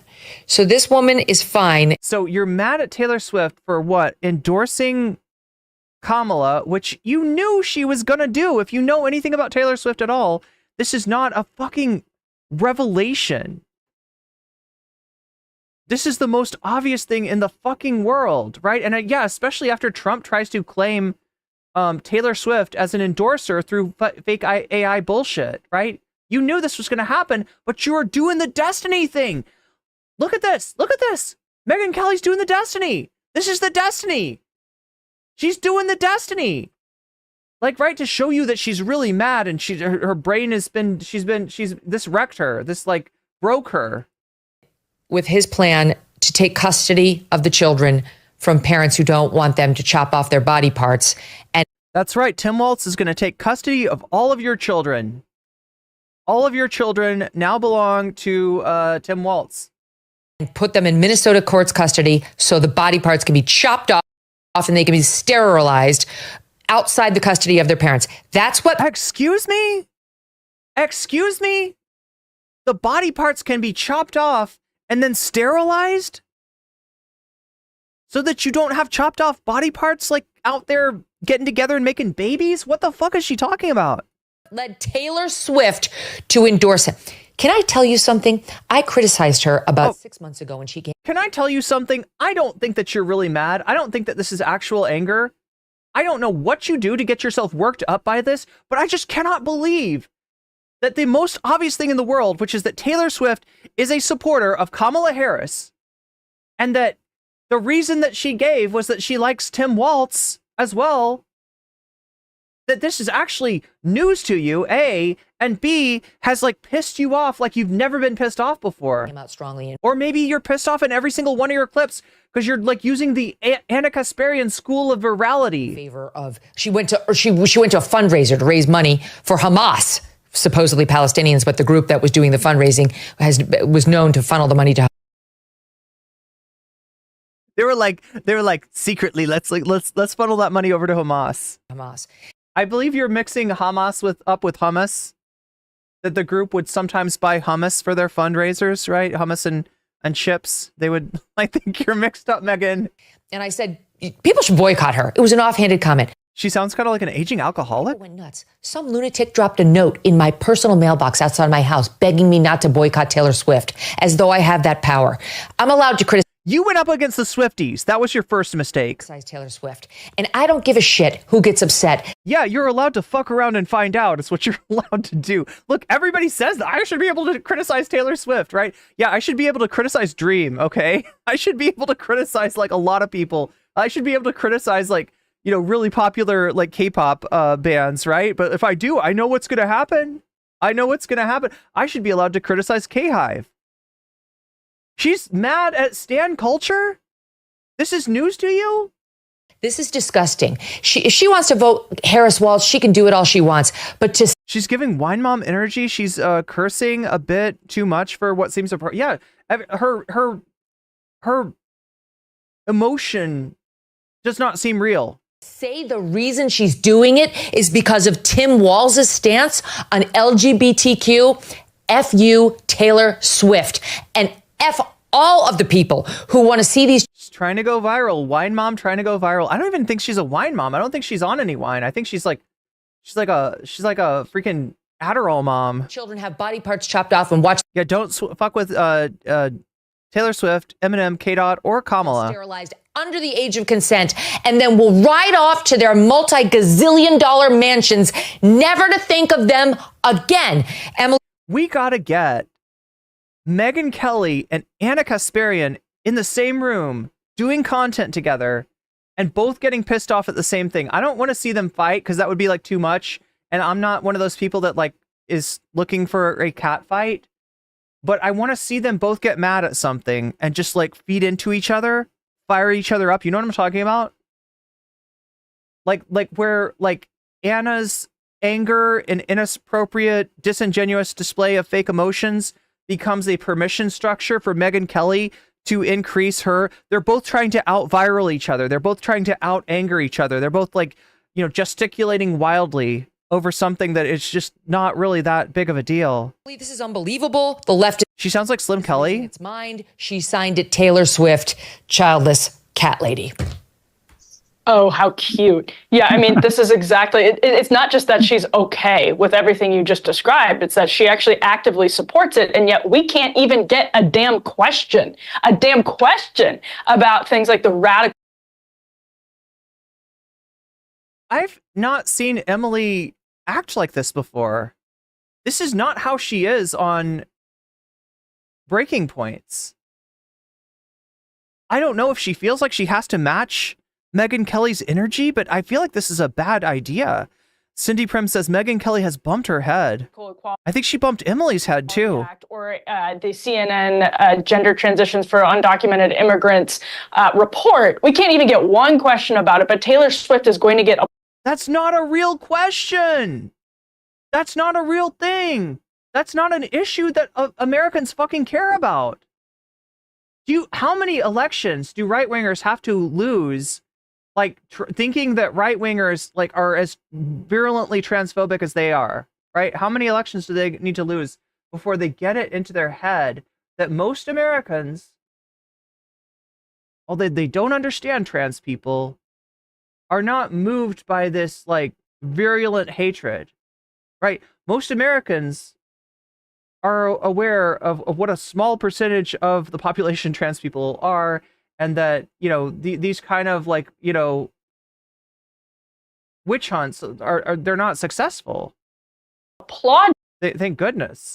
For coming out and endorsing this ticket for the reason of Tim Walz's LGBT policies and Kamala Harris's LGBT policies, which again, if you go to Sabina says Meghan Kelly is just looking for attention. Yeah, she's trying to go viral. I think you're right. her website cites very clear. Yeah, this is what she's doing. She's got her SEO. She's got Taylor Swift, right? That's the SEO, right? That's the keyword, right? And then she just has to get really, really angry to go viral. I mean, look, I'll say this, okay?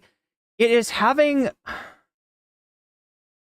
She is getting covered. Like, I'm looking right now at a Kyle Kulinski video on her. I just don't know if that's gonna... So that's not like, right, there's a certain kind of virality that you can get. I'm trying to think of how this works, right? If you're a right-winger and you say something that pisses off, I don't know, The View. Yeah. You need to get on The View. You need The View to respond to you. Meghan Kelly is being mean to Taylor Swift. Oh my God, right? If The View says that, then you're going to go viral. Then the right-wingers will see it and they'll be like, haha, The View, haha, you know, right? That'll work, right? But you're getting Kyle Kulinski's attention. And Kyle Kulinski is not going to focus any right-wing... Like, Kyle Kulinski disagreeing with you is not going to make right-wingers, like, notice and agree with you. Because, like I said, for MAGA, Meghan Kelly is persona non grata. Meghan Kelly has been blackballed, right? Meghan Kelly asking hard questions to Donald Trump in that debate ended her. And she's not going to get back in there. And she's trying to use, like, virulent transphobia. They're chopping off body parts. Your kid goes to school and they come back with body parts missing and they're a different gender. And they're like, I don't know what happened. I don't know what happened. They sent me to the school nurse and I came back like this, right? I'm beautiful. They come back with a glow. They come back with a makeover and a glow up, and they're hottest. They're God, Clearly that the cornerstone of it is basically the Equality Act, which is a radical piece of legislation. The vast majority of the country, the audiences of all of the glossy magazines that are now about to clap for Taylor Swift and Yas Queen her, the people that read those magazines don't like this stuff. They don't know about it because the media won't. Okay, now listen, as much as Yas Queen culture and what is it? Live, Love, Laugh? And the age of the girl boss, as much as that is cringe, as much as that is over, do you know what else is over? Dunking on that. It's over. You missed your chance. That was like 2 years ago, right? 2 years ago, everybody's dunking on that stuff and calling it chuggy, but it's not even a thing. Like it's gone. You missed it. You missed the train. I'm sorry. You missed your chance. About it in a debate. They're eating litter boxes in the cafeteria. It's crunchy. But Taylor Swift is also doing this, it should be noted, because Brittany Mahomes came out just a few days ago. She's been saying she supports Donald Trump. She liked a Trump post on Instagram, got a ton of heat for it. They were sitting apart from each other at the Chiefs game, and all of the speculation was bubbling up about whether they had broken their friendship over Donald Trump. Then they sat together again at the US Open, and Taylor Swift got all kinds of heat for being friends with a Trump supporter, and now she rolls out an endorsement right after the debate. That is absolutely not a coincidence. It's a calculated public relations move. This pair, Taylor. Is it a public relations move or not, right? Because Meghan Kelly, you're actually disagreeing with Meghan Kelly. And I would love to see you voice that disagreement.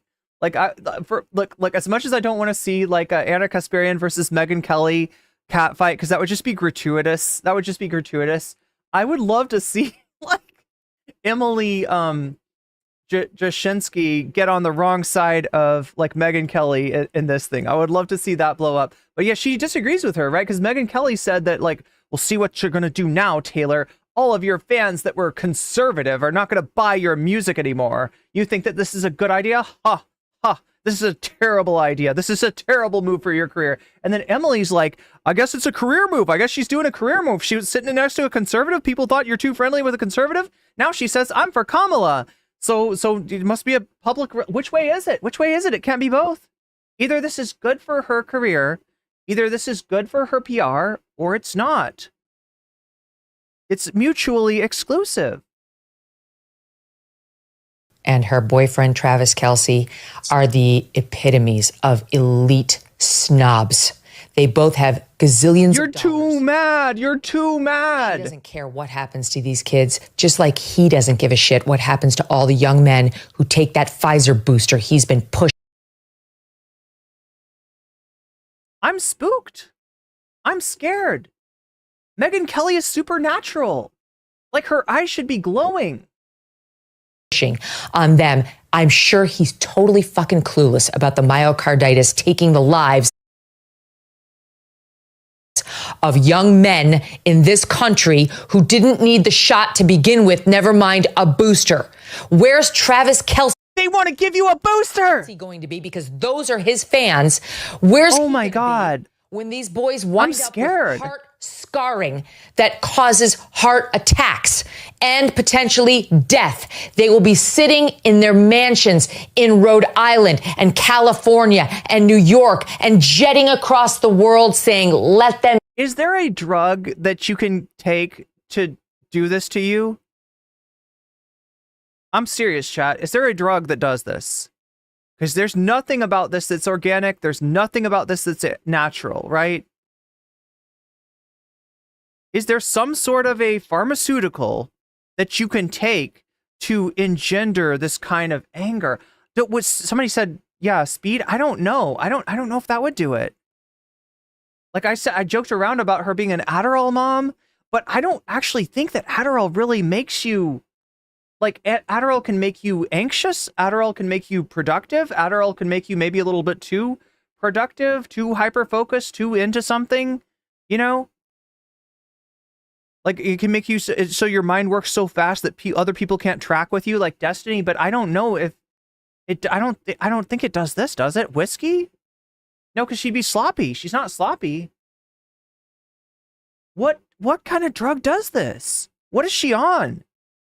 Eat cake because they'll be bathing themselves in their own sanctimony, too obsessed with their money and their concerts and their football games to have a thought for those they've hurt. Okay. It's just another night after. The other thing too is that like she's got all this smoke for the vaccine like 2 years too late. Everything about this show is like, it's miscalculated, right? The QAnon weirdo conspiracy ants were like this 2 years ago. At this point, the country has like moved on. they hate her for endorsing Biden 4 years ago. Meghan sounds desperate. She does seem to be going viral. I agree with that. I do agree with the desperation. After a regular debate hosted by regular moderators in a regular media world, Emily and I Rich, thought you started love you guys. hot I thought you started hot at the beginning, Love you, Megan, but really you saved it for the end.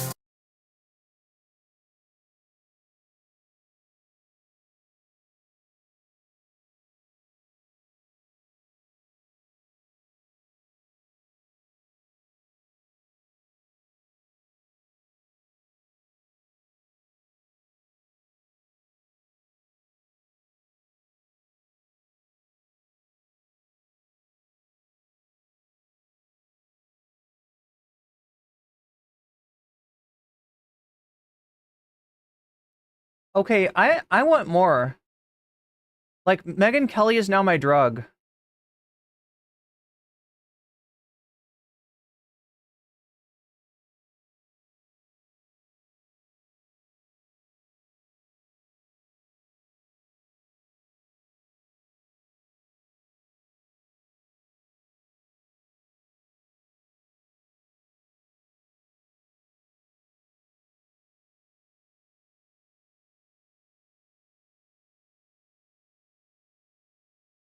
Hey, Can we also call her Meghan Kelly?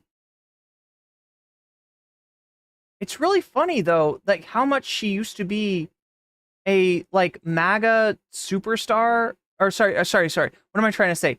So when she was on Fox News, she tried to be like the reasonable Republican, right? She tried to be like the, hey, I'm a Republican and I like right-wing stuff, but just Donald Trump has taken it too far and we can't have him as our representative. We can't have him as our standard bearer for the Republican Party. We got to do something about this guy because he's gonna crash the Republican Party. That's what she was like, right? And then she, left Fox News. She got sexually harassed, maybe. I don't really know that much about that part of her story.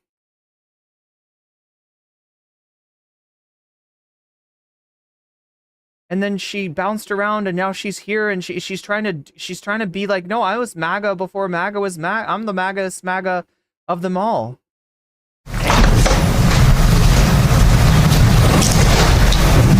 Kamala Harris. Let's have a good debate. See, have fun. Thank you. Welcome to you both. It's wonderful to have you. It's an honor to have you both here tonight. Go ahead.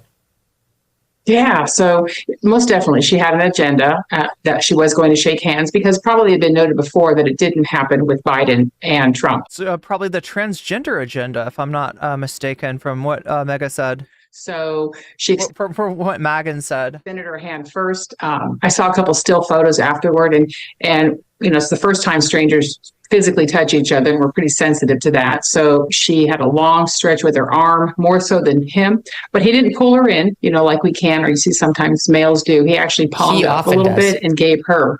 Yeah, almost definitely, because he's a large person compared to many people, and he's very aware of how he handles his body. From when he's sitting, he might, put elbows on knees to take a smaller position in the room, or if he wants to be larger.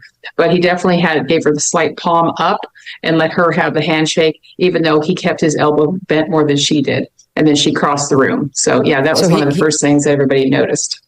So he wasn't trying to do a power move on her in response to her attempted power move on him. He did not. They both did a couple things really well. Let's look at how you dress. He had the traditional, he dresses very well, at this point in his life. The red, white, and the blue, very intentional. Both had the flags on, Body language analysis is such a scam. Yeah, that's what she's doing, though. She's brought this supposed expert. The little details, but they did a pretty good job with her as well. They knew to put her in a suit. A slight heel, nothing that would. Sabina says Meghan Kelly's jealous Travis Kelce didn't pick her. So now, we've also got Elon Musk that we're going to talk about here when it comes to weird reactions to the Taylor Swift endorsement of Kamala. Be wobbly, and her top very modest on the chest area, and the way the fabric flapped over kind of simulated. Wow. But not be as masculine as a tie. Neutral nails, neutral makeup, hair done. So I would give it to them both that they knew that they were going to be on a global stage and to dress the part. Yeah, and no distractions in the dress. That's really what you want to avoid in their position. No one should be thinking about your dress, your jewelry, or your hair, etc. Right. So in other words, wearing like a tube top or something, probably a bad idea for the debate. She did in the first half an hour of the debate have quite a few, or like an off the shoulder facial reactions. Look, me and Meghan have this in common. Okay, we both like to show shoulder actions to what I feel like my shoulder is better though than Meghan's. Yeah. What he was saying. We've got a bit of a I'm here to fog, chat. Video montage put together. Can you talk about what you noticed on her physical reactions to his I'm here to mew and I'm here to fog. His statements. We can just play it and talk over it. Yes. Right. So that's putting the hand to the chin is very intentional because typically we don't touch our faces unless we want to trigger a reaction or an emotion. And typically when you see the hand to the face, it's an evaluation. So she's subtly or very overtly considering what. I was actually worried that she was going to go over the top with that, right? Because like you can do this, a little bit, but you can't, like if you do it too much, it's conspicuous.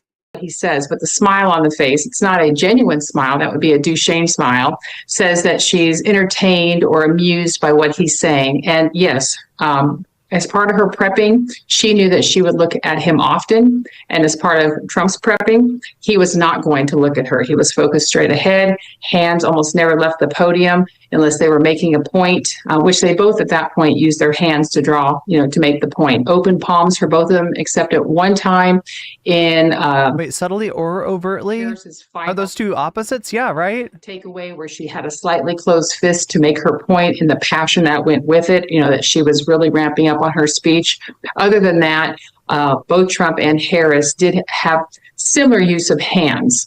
One of the things that we did notice about Harris was when Meghan is the new Ted Cruz groveling at the feet of a man who humiliated her on a national stage. Yeah. And she started speaking that she had some stress that you could see coming through on the cartilage in her throat. You could only see the line. Okay, now we probably shouldn't start talking about throats, especially if we're a Trump fan.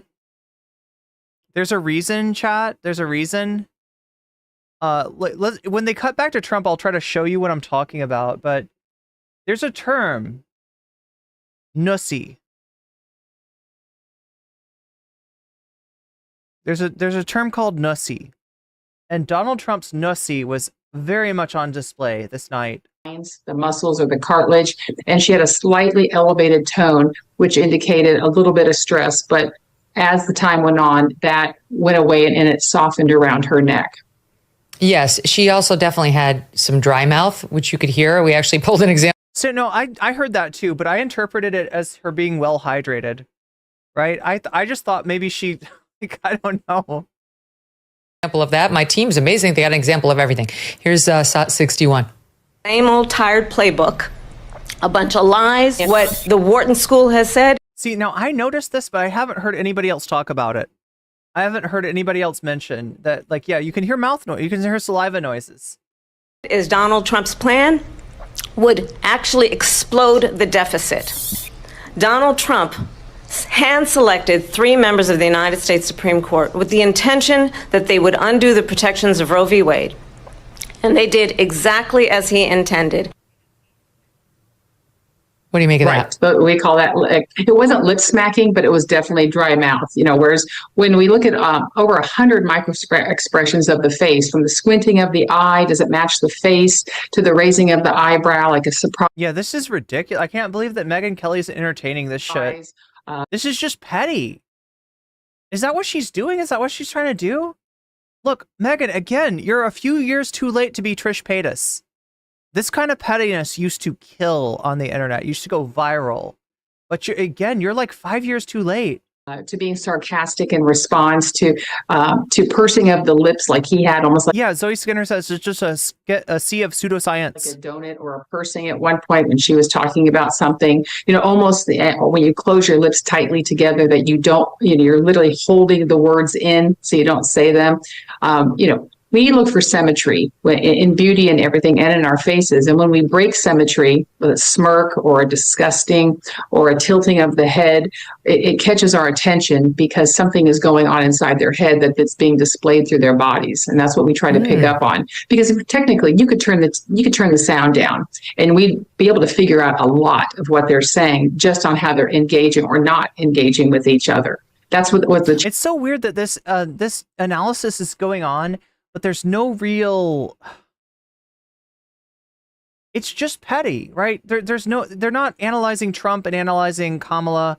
They are sweeping for Trump and they are trying to they're stretching.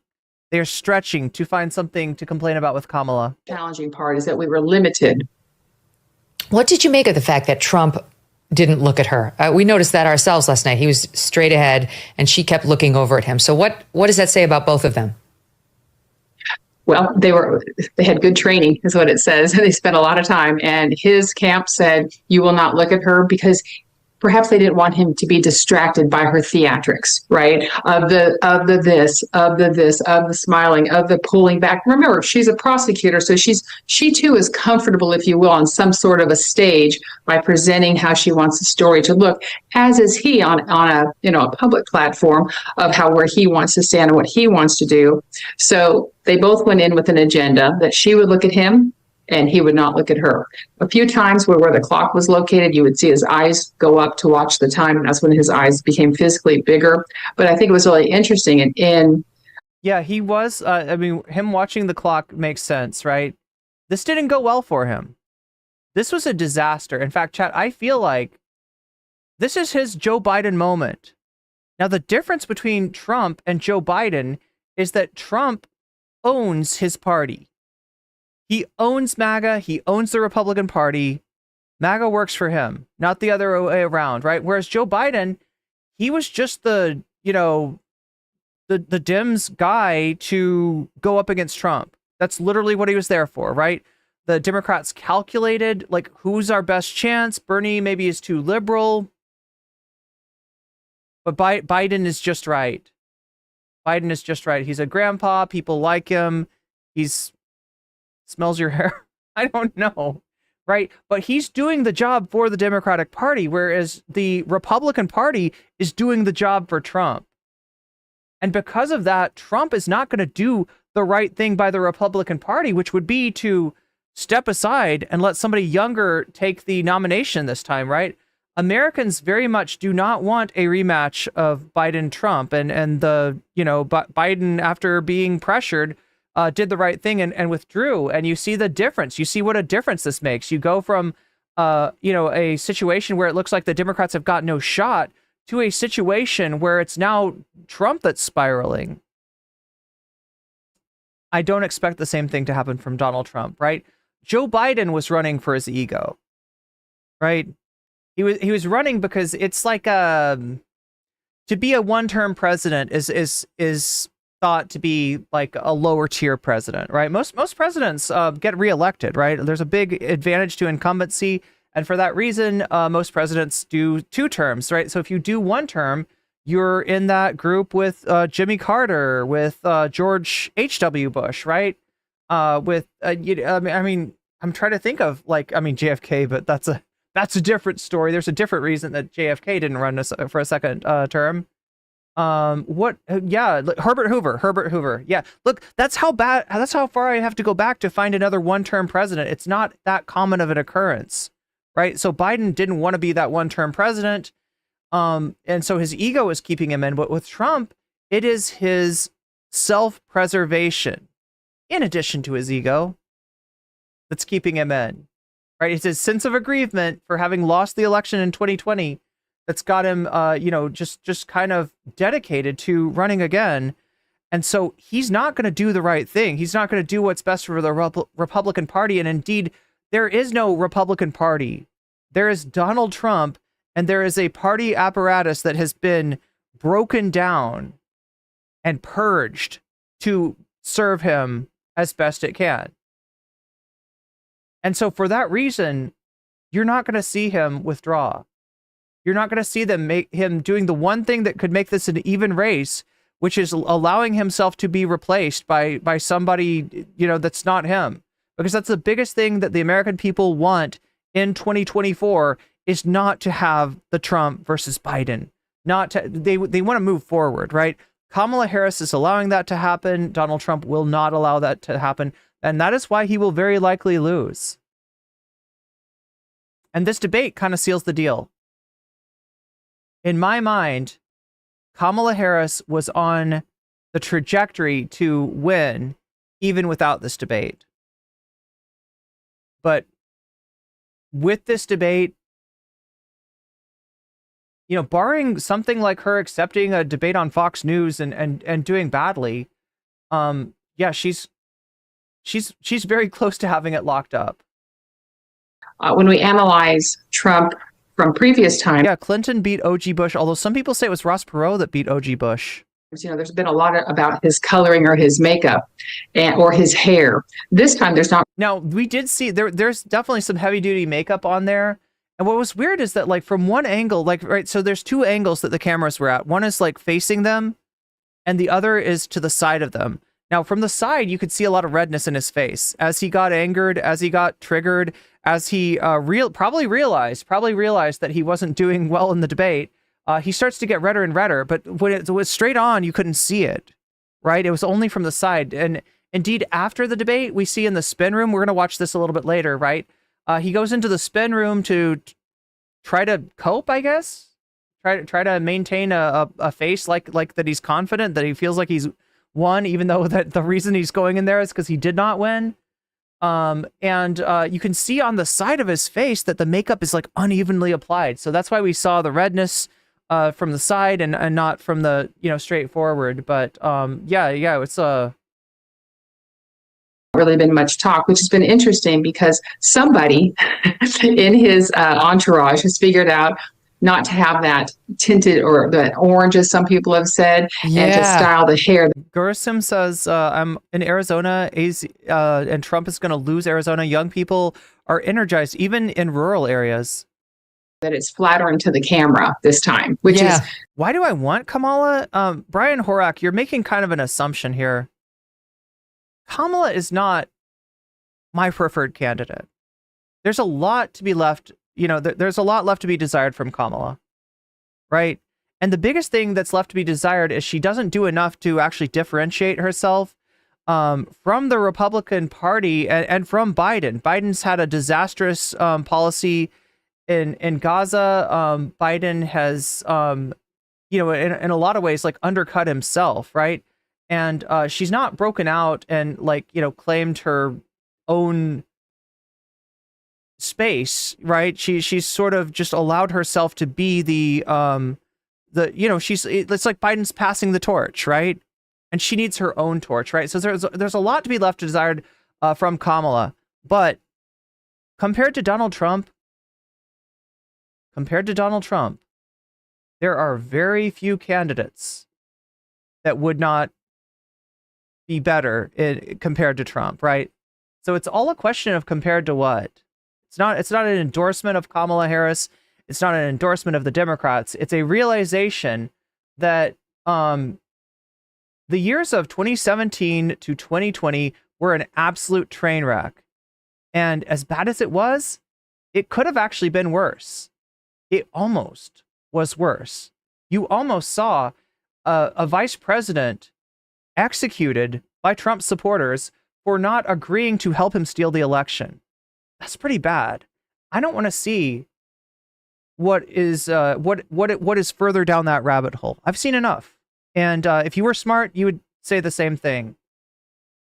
I know it's the same. But obviously you're a Shorts live stream chatter, so you're gonna say what you say. The better question is, why do you endorse Trump? Why do you support Trump? Like what went wrong with your upbringing that you find yourself in that particular, with those particular words coming out of your mouth? Improvement. Mm-hmm. He did not look orange last night. He looked like just a little tan, like a golfing guy, as opposed to his sort of signature color. As a kid, you loved eating cereal, right? But as she's going to do Magic Spoon. Oh, chat, I need a brand deal. I'm not going to do Magic Spoon, though, because I can't eat that stuff. It has dairy. I actually can't have dairy, so I'm not gonna be. I'm not. I don't know. It's kind of weird, like the idea of a cereal without carbs. Like I don't know what is in it. That I guess what is it, like whey? It's made of like whey protein or something. Anyway, chat. We're not talking about endorsements. We're not talking about brand deals. We are talking about PBD. Let's see some more coping. Taylor Swift goes up there and endorses Kamala. And all of a sudden, 338,000 I always forget how funny this guy is. people go to vote.gov with Kamala Harris endorsement. So, Rob, do you have a video of this, or is it just a? Let me see if this is a video. No, or not. I have a video for the Elon Musk. Okay, so let me go to this end and we'll go straight to the video. So Taylor Swift endorsement Kamala Harris led to a surge of 337,826 to go to the U.S. Government Services Administration spokesperson confirmed that as of 2 p.m. on Wednesday, September 11, there have been 337,000 visitors to vote. At 2 p.m. Yes, I know exactly what they're talking about. So they're talking about the number of people that the analytics say, click to the voting registration for Democrats through Taylor Swift, right? That's what he's quoting. And as of Wednesday, so the debate was Tuesday. Wait, am I right about that? Yeah, debate is Tuesday, right? Wednesday's the next day, right? So as of 2 p.m., the day after the debate, this is how many people clicked that link. And he's gonna, like, I know from this, this title here, worst conversion rate in history, right? This is PBD. He's a MLM guy. He got rich from ripping people off, right? From conning people, from exploiting people that aren't that are silly enough to be exploited by him. And he took that money and he took that influence and he turned it into a YouTube show where he makes himself like a Joe Rogan-like figure. So, I mean, that's why he's here. That's where he's from, right? He's not here for his skills as an interviewer or his, personality or his success as a YouTuber or anything like that. Everything you see here, including the bank vault, is bought and paid for by the scams that he's run on people. And as an MLM guy, he thinks about things like conversion rates, right? I've got this many followers. How many can I convert into money? How can I exploit my followers, in other words? How can I rip people off? How can I make money off of my fans, right? So he's going to look at this as a conversion rate thing and see like, oh, that's not very many considering how popular Taylor Swift is, considering how many fans she's got. That's a small percentage that had clicked through by 2 p.m. the day after. When did the endorsement happen later that night, right? So the endorsement happens, the debate happens at ends at 10, 11 Eastern time. The endorsement happens slightly after that. Then we go to Wednesday, the next day at 2 p.m. and we see how many people have clicked that link. And, the answer is not that many because there's not that much time that's gone by. Gov. In her Instagram post, she wrote on... Isn't he a crypto libertarian? Yeah. Kamala Harris, and we know the rest, right? So that bump of 337,000 people going there, and Elon Musk decides to respond because, of course, Elon does. So we'll take a look at the Elon Musk thing in a second. Doesn't have enough kids. So he encourages something, Rob, if you want to play what Elon said. So what PBD is saying is that it's not just Taylor by herself, it's Taylor with a boost from Elon Musk, given that Elon Musk responded to her the childless cat lady post. As to her... Well, he tweeted, but this is what the internet then created with AI, is a photo of Elon, or video of Elon and a pregnant Taylor Swift. That doesn't look like Taylor, though. Kinda. I mean, just really. Listen, cats are getting a lot of love these days, guys. Yeah, they are. Oh my God, that's a problem. Rob, do you have the tweet of what he says? They're rhetoric. Yeah. Okay, so I want to point out. Oh my God. Oh. We just got a shot of Vinny there. Remember this guy? So the guy to the left of, or his left, your right of PBD is Vinny. And this is the guy that was on Piers Morgan. We're going to watch some Piers Morgan today as well, right? He was on Piers Morgan doing a debate and turning red as red as a beet, just completely triggered by Hassan Piker and then later TikToker Harry Sisson just kind of lost it on PBD. And like he's just funny. He's just funny. He's a funny guy. He's like PBD's Moonlord, sort of. Listen, cats are getting. Sorry, Moonlord is Ian Crossland. I love these days, guys. Yeah, they are. Oh my God, that's a problem. Rob, do you have all the ghouls out tonight? That's right, Choki. Of what he says. I'll find it right now. Yeah, if you just go to Twitter and just pull up exactly what he says, None of his supporters tried to kill a vice president. Oh, I'm sure they were just saying "Hang Mike Pence" as a meme, right? Was it a meme? Is it a funny meme? They were shitposting.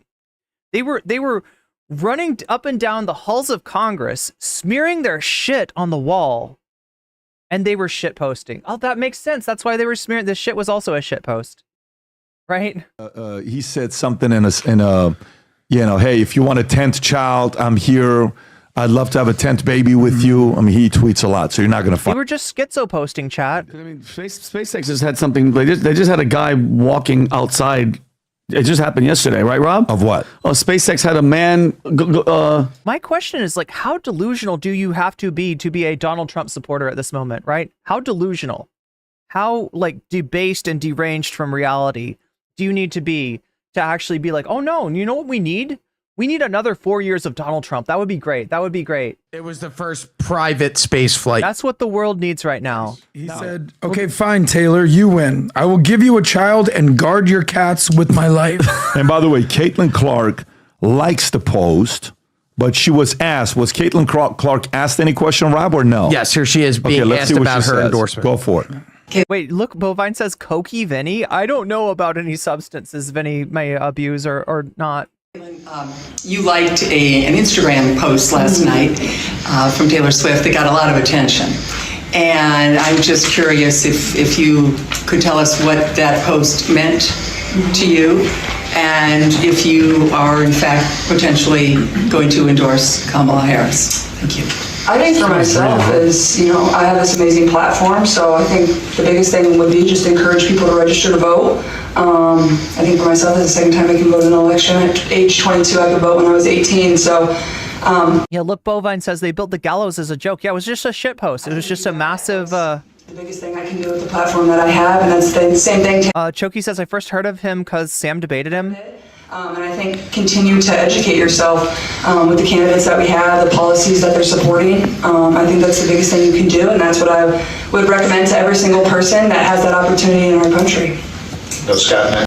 Okay, go to Usher, because Usher also had Usher's being pushed, and he likes it his way. But when he was going through it, and go ahead, Rob. This is the oldest person. In this emergency that we're in, I think that it behooves artists to come out and speak for Kamala against Donald Trump, because he is an existential threat to the country. What do you say to that? You know what? I don't get too deep into politics. I didn't get a chance to watch the debate last night. I obviously have been watching like everybody else. I think voting is an individual choice. And I think that you're right. You have to look at the reality of the country that we are and the country that we want to be, and find the candidate that you feel both who fits the category of where we want to be. And that's it. And that's what you vote based off of. Who you highlight and how you choose to highlight it on whatever platform you have is your prerogative. Yes. The question is, does he make her want to leave the one she's with? or start a new relationship. With Trump? You made me want to. This is what you do. But I don't know. So Usher, Caitlin, Taylor, Tom, do any of these things have any influence on the election? You know what's really interesting? If you were to go take a look at people that study marketing, celebrities sell apparel very well. Hey, I like what that celebrity was wearing. I like the wardrobe they have there. Look at the sneakers they were wearing in that video. Wow, I want some of that. Everybody agrees that it's there. Celebrities have a hard time pushing food because food is a personal choice, and they have a very hard time pushing political candidates. It's not zero. It's not zero, but there aren't people sitting at home waiting to find out, wow, what would Bruce Springsteen do? Bruce Springsteen and Obama had a failed podcast. Bruce was unable to bring the audience. Obama's unable to bring the audience. And so it's very difficult for celebrities in the political Look, I mean, I don't think that everybody being famous like makes you an interesting person for a podcast, right? I would be like, it just like doesn't seem like a thing that Obama, like I can't believe that Obama tried to have a podcast. That's wild. Maybe actually Obama could do it, but Bruce Springsteen, like really? Like you might like his music, you might like you'd be a fan, but like are you really going to want to watch? Yeah, let's see what Bruce Springsteen has to say about whatever. Realm to support, which is why candidates so often were looking for, who did you look for in the old days? Governors, mayors, and newspapers. Those were the ones that used to move people. What does your local newspaper say? What does your governor say? What does your mayor say? It was very important to get down ballot support from a leading candidate and to get up ballot support if I'm running to be mayor. So, and celebrities, you cannot discount this mob of that follows Taylor Swift. You can't discount it. But historically, quantitatively speaking, celebrities get paid a lot to be spokespeople. But if it's not, and I would go makeup with the Kardashians. I mean, it's just amazing the amount of product they can move. But take a look at what that is. You're a wardrobe, makeup, fashion on that lane, man. It's all about it. Well, but when you see that link, those Swifties were swiftly seeking swift purchase of Swift swag, and they were swiftly disappointed. You know, this is fucking boring. I thought this was gonna be interesting. We'll give it a little bit longer. All right, I want to see Vinny. Well, I think it depends on the size of the personality and the. So that's the guy that Sam Cedar debated. Magnitude in which they can actually move the needle. Okay, so let's take Caitlin Clark. She's part of the WNBA. You know, half the league are lesbians. No disrespect. It's just like. Are you sure? No disrespect. Oh, your eye. Look at that eyebrow. No disrespect, but lesbians. Oh my God, no. Well, what do you think they're voting for? Stop it. Like it's not even close. But she plays. Look, the right Trump answer, the right-wing answer is to be like, actually, a lot of gays and lesbians support Trump. Actually, Trump is very pro-LGBT. Look, here's a picture of him from 2016 holding up a pride flag, right? Right, they're supposed to be trying to make inroads, right? You're not supposed to be like, oh yeah, lesbian, obviously a Kamala voter here. In Indiana, that's a red state. So you'd think she was a little bit media trained. Hey, listen, Caitlin, you're going to be asked about this. We know where you stand, wink, wink, but you're also playing Indiana. Let's just be diplomatic here. Usher, other than leaving the one he's with, black man, making a lot of money.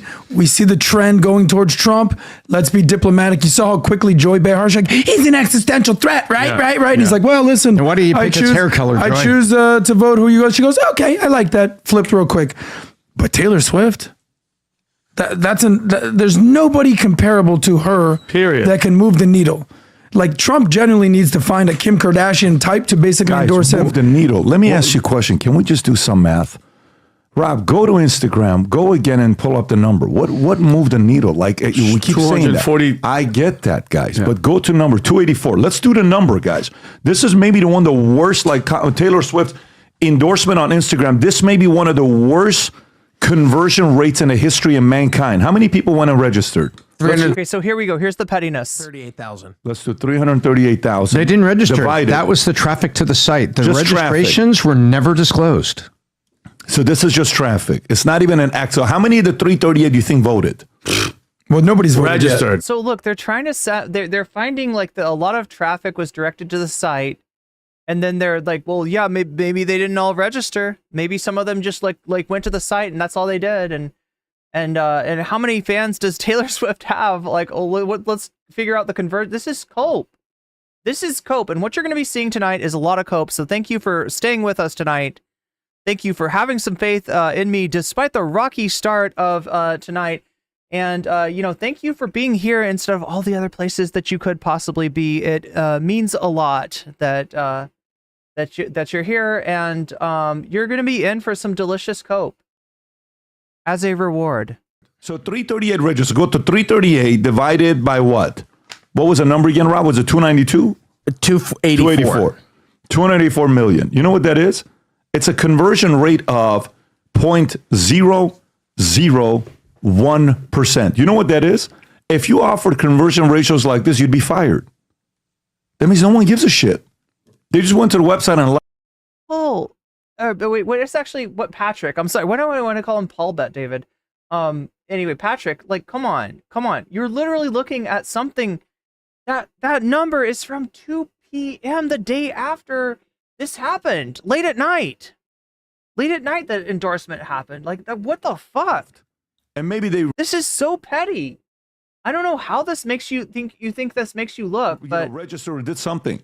And you're like bringing attention to the fact that you're a fucking scam artist, right? That you're not here as a show host because of your talent, because of your skill as a YouTuber, because people like you. You're here because you scammed a bunch of people and you used that money to buy your way into to essentially buy influence. Like, you want to talk about conversion rates? This guy's basically bought viewers. Like, right? I don't know what you want to say. What happens the next day? And people don't usually think about that. People don't remember that, right? You know, your whole MLM thing was like years ago. Everybody moves on. The Instagram post does. If you haven't watched it yet, CoffeeZilla has done a lot to expose this guy, what he's actually about, where his actual fame came from, and stuff like that. Check out those videos if you got time. Doesn't have wait 3 weeks from now, yeah, or 6 weeks from now, 8 weeks. This is just 7 weeks from now. This is just now. This is not as big as people think it is, and it's her audience. How many of those 338 that went for conservatives? How many of those 338 that went for independents? How many of those? You go to 5%. So of the 338 that went, the 5% of 338, okay, let's just say it's a 0.05%. He's sitting on his phone doing calculator shit and coping. 16,000. Anyway, he's boring. Chat. We got to get off of him. Let's see what else Meghan Kelly has for us. All right, this is the last Meghan Kelly, I promise. Homeless people live in the back of Lincoln School. I have the pictures here today. They're living in back of Lincoln School. I even showed you video of them. You could see the monkey bars. Nothing has to be done. Code enforcement won't come out. The police won't come out. Come to the real life. Go to Walmart and watch those Haitians open up jars of the tomato paste, pizza sauce, dip their fingers in it and eat it. Go to Kroger's. You know how Kroger's has a little fruit up front for like $5? They pick it up and start eating it, then discard the thing. I've seen them do it. So I'm not here saying I know they're doing it. I've seen it. The city is going to shit. And you guys thinking we're doing good.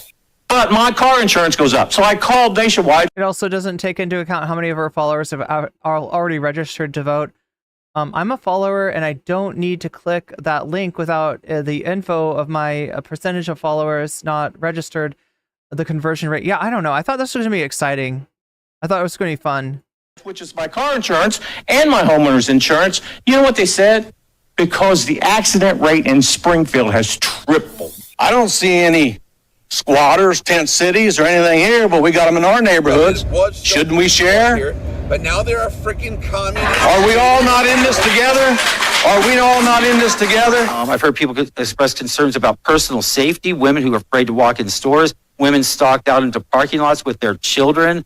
But not once have I heard people complain about race. And I wish you guys would stop pushing this through the Patrick Bet David signed up for Patriot Front on stream. It's too bad he's not more interesting, right? He did talk about the Taylor Swift thing, but again, I'm trying to find you the interesting stuff. We're going to watch the Anthony Fantano thing, and then we'll probably move to another subject. The filter of identity politics, because it's allowing you to ignore our real concern. And that's what you've been doing. You've been ignoring us. Very powerful. Your thoughts on it, Steve? Not as powerful as that like and subscribe that she's got down there.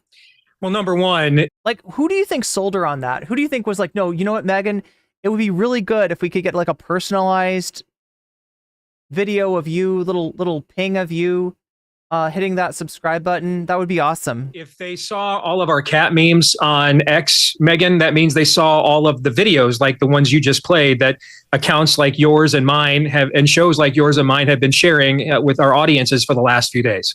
right? And so that's one of the beauties of social media, particularly X since Elon took over in 2022, is everyone has no excuse. The idea that you do not know, the idea that you just didn't hear about this or you didn't see this stuff, cognitive dissonance is no longer permitted. Everything now is into the information gene pool. Everybody sees everything, right? So I think that's a point we need to stress. If they saw our cat memes, which were wonderful, by the way, but if they saw our cat memes, then they saw these kinds of testimonies that we shared as well. And so it's very simple. Why don't they just go there, find these people, interview them, and see if there's any factual basis to their claims? And then number two, I've done mission work in Haiti.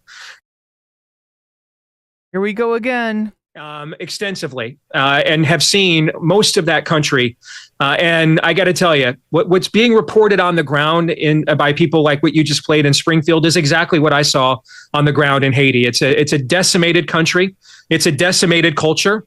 And, there were movies like Gangs of New York written about when, my ancestors came over here from Sicily and Italy, and some of the things that they did to bring some of the old world ways that destroyed their culture and tried bringing them over here as well.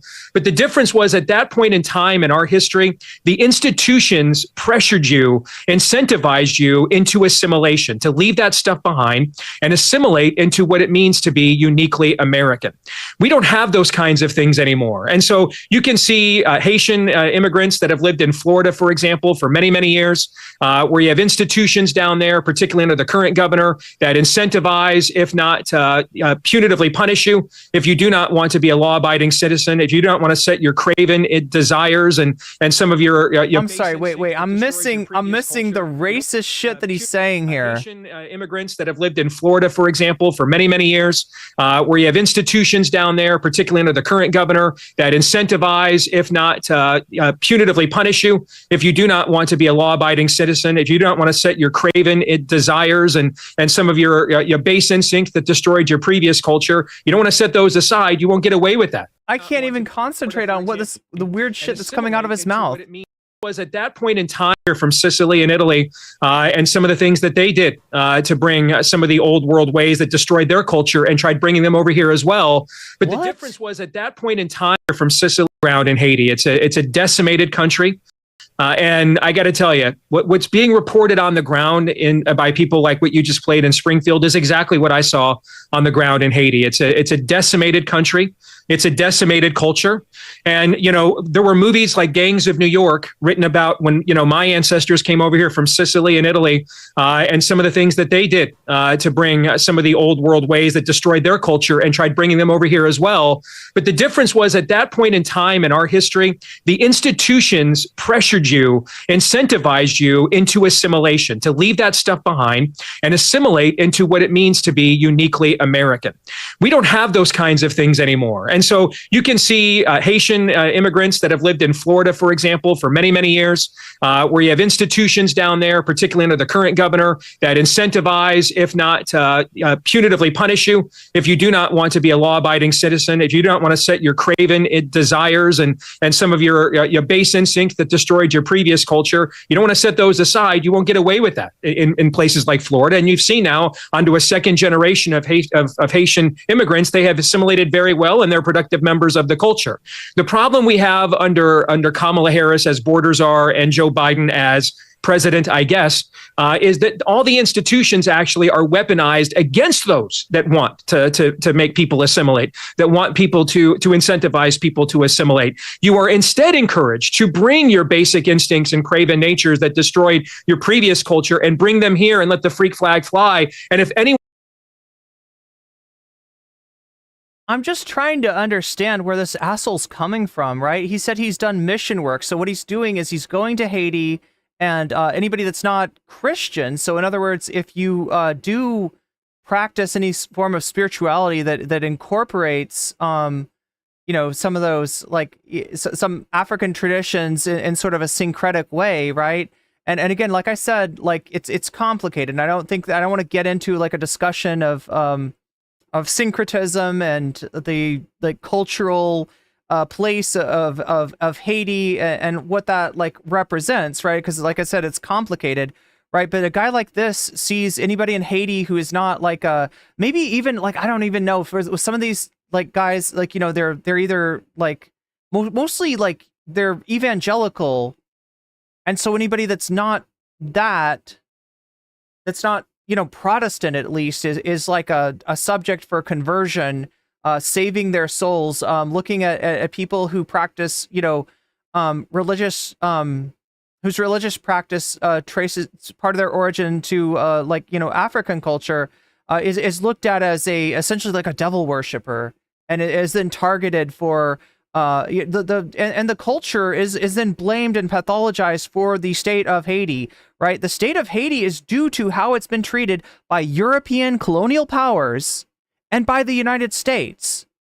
That's why Haiti's impoverished, right? Like I said, Haiti is a nation which overthrew, you know, in a revolutionary war, overthrew the, you know, slave masters essentially, and declared independence. And the Western powers will never let them live that down. Will never forgive them for that. One, including the tax-paying citizens, dare to stand up and say, hey, I'm going to call BS on that. That's not how we do things. We have a social compact in this community. We don't just openly pillage and plunder one another. We don't just, you know, commit acts of, you know, violence against animals, live bait out in the streets, you know, like a third world country. You're the racist. You're the problem. And herein lies the problem, Meghan. We can't share a country with people who have completely decimated our social impact. Ophelia says, believe me, I'm a witch, and it's weird running into Christians who tell me to denounce Satan. Satan isn't even part of my belief system or practices. Yeah, there's very few people that religiously worship the figure of Satan, who is, you know, makes appearances in the Bible, is essentially a figure of like Christian lore. There's very few people, because what that would be is like, that's like taking like, I don't know, like the bad guy from a religious tradition and being like, oh yeah, you know, the bad thing that, you know, the thing that the religion thinks is bad, like I worship that. If you're doing that, it is either, you know, as kind of a thumbing your nose at that religious tradition, as is the case with like one branch of I'm trying to remember how it works. There's like, can somebody explain to me, there's like the LaVey, there's a Satanist that's of like Anton LaVey, and then there's like another, the Church of Satan or something. And one of these is actually like an atheist, you know, group that uses like the sort of iconography that comes from the Christian idea of Satan, and some of the fever dreams that like, so Satanism was this thing like in Christianity that they would like throw on people, you know, when you talk about the witch trials, right? There, you know, there were some people burned as witches that probably were practicing some traditional forms of medicine, or, you know, with herbs and stuff. Some that were maybe holding on to some like pagan beliefs, but they weren't actually people that were like, oh yes, Satan, you're the fucking best, you're the greatest, you're the goat. And Satan is the goat, literally the goat. But like, right, they're not like that. They're like people that would be called satanic or said to have consorted with the devil, or said to have danced with the devil or whatever, because they did not fit into this Christian framework, or they were wise women at the outskirts of society that, you know, were possessed a kind of knowledge that the institutions were afraid of, right? And so that's where like sort of the legend of Satanism sort of came from, right? Also like what Baphomet, wasn't Baphomet kind of like extracted from the idea of Mohammed? Like that like I feel like there's something like the names are similar, and the reason that they named this version of the devil Baphomet had to do with actually like Muslims or something like that, with a Christian view of Muslims. But yeah, there's very few people that are actually no. It's actually seriously like Satan is my God. I like legitimately worship him, and that's what I'm about, right? That's not common at all. I added a few mods to the chat just because I wasn't seeing enough blue names. Again, if you have like conflicts with, you know, other obligations in terms of streaming, I would love be great to like let me know about that. And I'm just trying to make sure that we've got full coverage and that we don't like lose that coverage during other streams. So I'm trying to kind of select people that I see here often. If you don't want mod and I gave you mod, also let me know, because I don't want to saddle anybody with responsibilities that they do not want. Sometimes I make people mods just when we need mods, and sometimes it's a more like calculated choice, but I'm blue. Yeah, you are. Compact, and then try to punish us when we want to reinforce. We don't want to. Those people are being very honest about the same feelings we would all have if this happened to our community. But unlike what happened with Haitian migrants in the past, this has been dumped on them. This has been dumped on them by the current administration, like all in one fell swoop. Right? It's not like a natural migration situation. It's Correct. been, I guess, just Springfield, Ohio was one of the towns chosen by Biden Harris, and now they're dealing with the real life. Terror Uwoism says, I only know of two. One is a silly atheist trolling group, but no lie, they are actually some Nazi Satanists in Germany. In some rural areas, there's like one version of Satanism that they're actually like, they have a philosophy that's kind of similar to like Ayn Rand's objectivism. Like the virtue of selfishness is something they actually like espouse. So I don't know. I'm not too up on Satanism. Effects of this, I'll give you another soundbite. This one is SOT 11. Listen to this poor lady. I am a disabled elderly woman that has such high anxiety leaving my house that I rarely do. And when I do, I'm armed and I have my 120-pound pit bull with me. I've been followed. I've been groped. I'm 58 years old. I've been called racist because I'm white. I'm scared. I'm scared for the women here. I'm scared for my granddaughters. I cannot believe the media is getting away with this, just zeroing in entirely on the dogs and the cats and the geese, which, by the way, there's almost no doubt in my mind that the thing with the geese is happening. That's been proven. No, look, Bovine, when I say Randian or objectivist Satanist, I don't mean literally. I just mean that there's like one version of Satanism whose like morality is similar to the, if you've ever read Ayn Rand, it's not just about economics. It's like, she's got a whole like moral philosophy, some would call an amoral philosophy or an immoral philosophy, based around the virtue of selfishness. Like, right, she sees collectivism or altruism, right? She's an ethical egoist. Oh, that's what, there we go. That's a better way to describe them. Rather than describing them as Randian, which is what they sort of resemble to me, probably a better way to put this is that they're ethical egoists, right? There's psychological egoism, which is if you believe that people only act out of their own interests, right? When, you know, and that's different than ethical egoism, where you believe that it is correct and right and proper to act only in concern for your own well-being. That's what Ayn Rand practices, and that's what one of the versions of Satanism practices as well. There's a 911 call. I don't know about the cats. I only saw Max Stirner. One post about that, but I also saw that's a different kind of egoism. A pastor post saying that's true too. That's a much more understandable egoism. So it's unresolved at best, but they're laser-like focus on this at the expense of all the human stories. They don't care. Mm-hmm. They just want to fact check on Trump on that one thing and ignore this lady.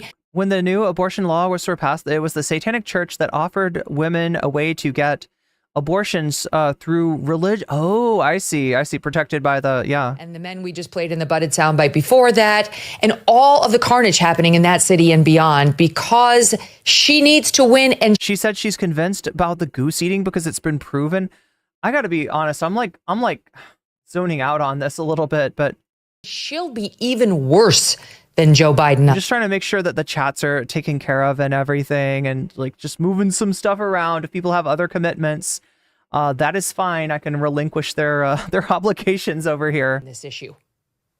You know, I remember during COVID, when Regeneron, that was the antibody treatment, was really helping to save lives. And just as the Sun Belt was getting its seasonal wave of COVID, suddenly the Biden administration starts rationing that treatment. Right when those states that just so happen to be voting red right now, right when those states need it the most. I wonder, is Springfield, Ohio being punished?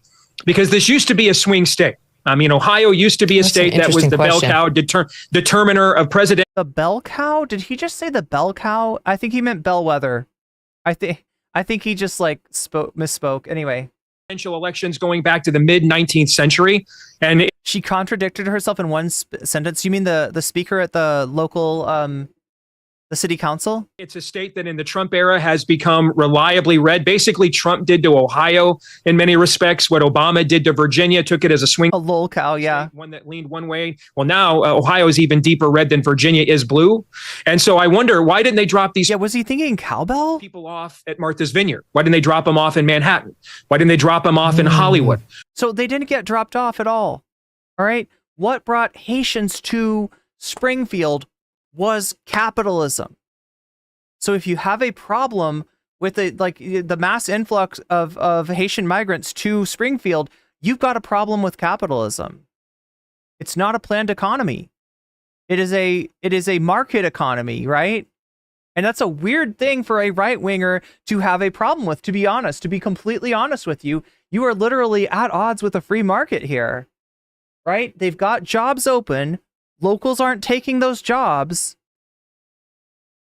The company owners find people that are in need of jobs. And these people happen to be Haitian migrants. I think in this case, and I haven't seen this borne out, but I suspect that given the political instability in Haiti, we're talking about people with, people with asylum status, right? People who are actually fleeing a dangerous situation in Haiti that actually it was caused by the United States. Check out the Majority Report. They've got an interview. God, I almost want to watch it. Right? They had an interview today with somebody who is like an expert on Haiti and on the political goings on and the kind of culpability of the United States in those dealings. The fact is that the basis it's basically this, chat. The United States and other European powers will not allow Haitians to govern themselves. The leaders, the presidents that Haiti has chosen are not acceptable to the United States. And there's been multiple coups and multiple, instability caused by the United States to impose a government, right? And the government in Haiti is not a government that is for, by, and of the Haitian people. It's a government that is for the United States, for European powers, and by essentially collaborators, by people that are willing to work with those powers against the Haitian people. That's what's going on. That's the problem with Haiti. And yeah, it's caused a lot of violence. It's caused a lot of instability. It's caused a lot of misery and pain.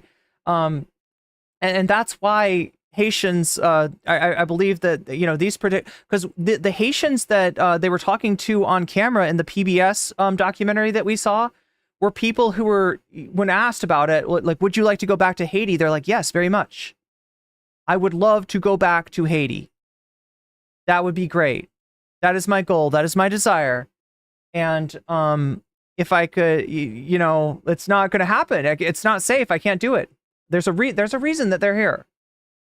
And it's not the other thing that I heard Chud Logic talking about, and I don't know how much I want to get into the drama with Chud, right? But he's fucking wrong, and I wish he'd stay in his lane. I wish he would talk about meaningless internet drama. That's what he's best at.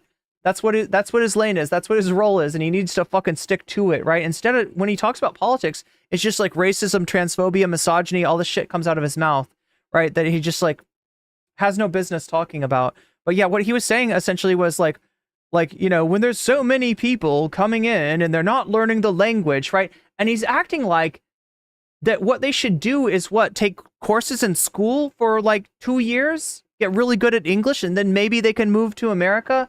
These people don't have the luxury of time. They are in physical danger. Their lives are in danger in Haiti. They get the fuck out because it's not safe.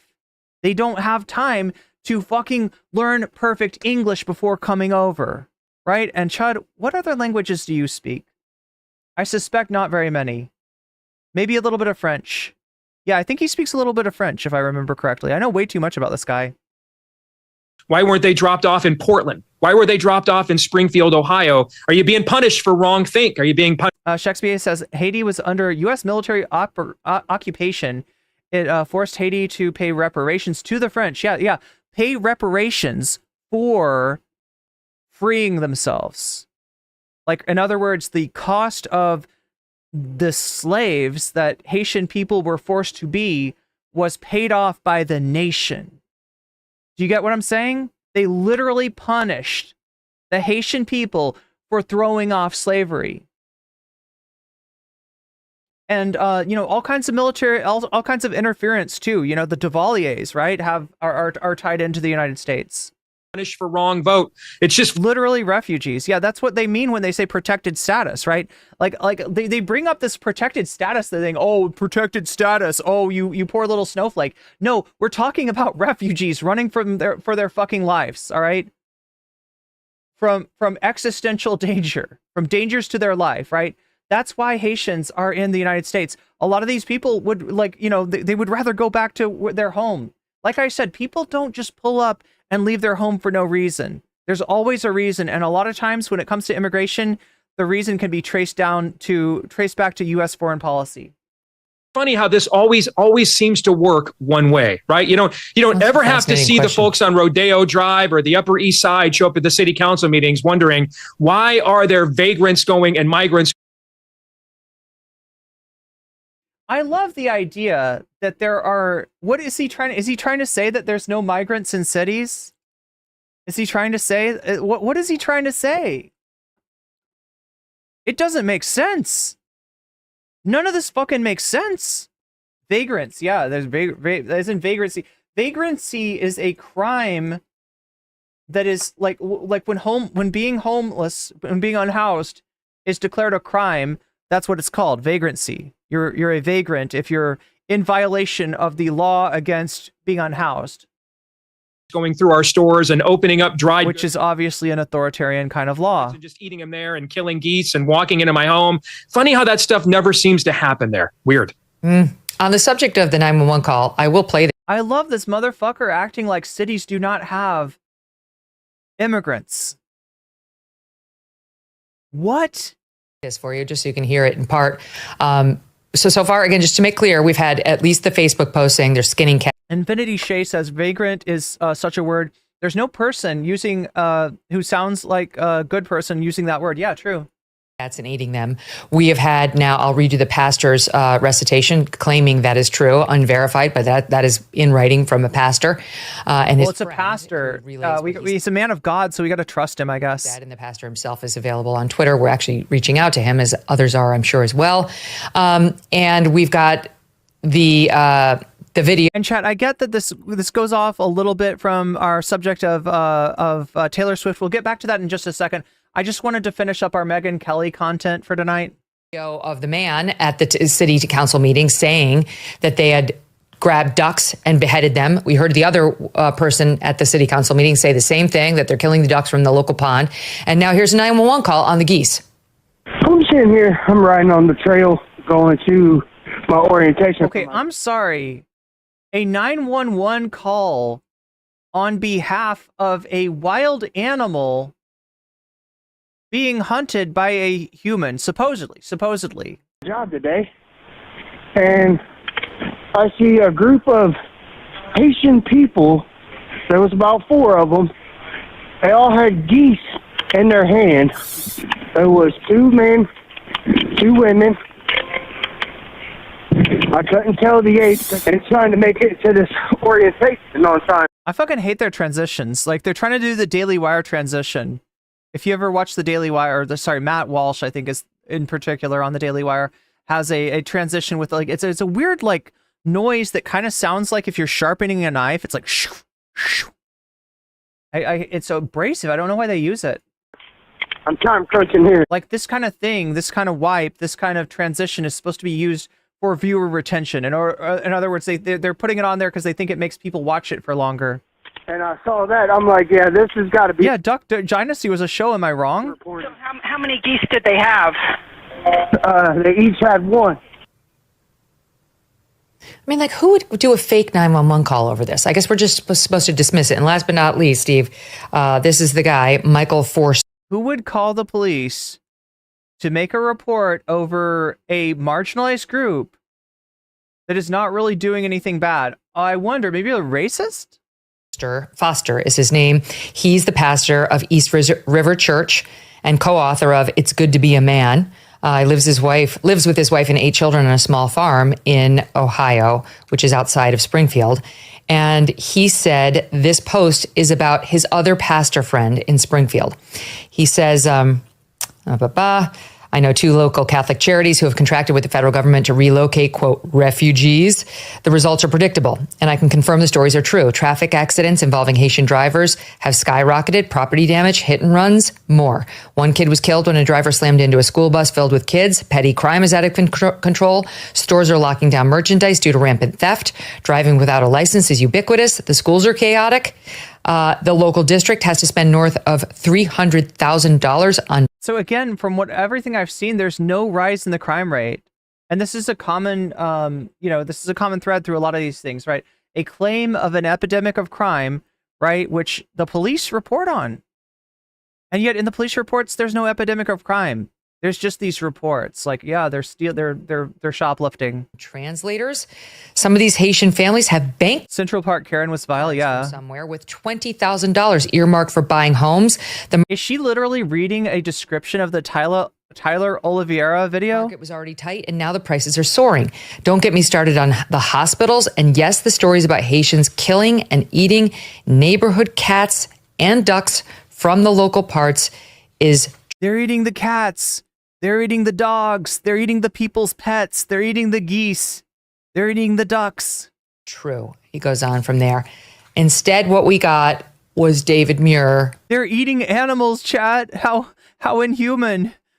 Overriding all claims to the contrary. Look, they're coming into our country and they're disrupting our vegan culture, right? Because Americans are vegan. We don't eat animals. We eat plants. We don't eat animals. We don't need animals here. Why are you bringing that shit? Like, what the fuck is this? What is this? Putting all stock. We don't do barbecues in the park. No.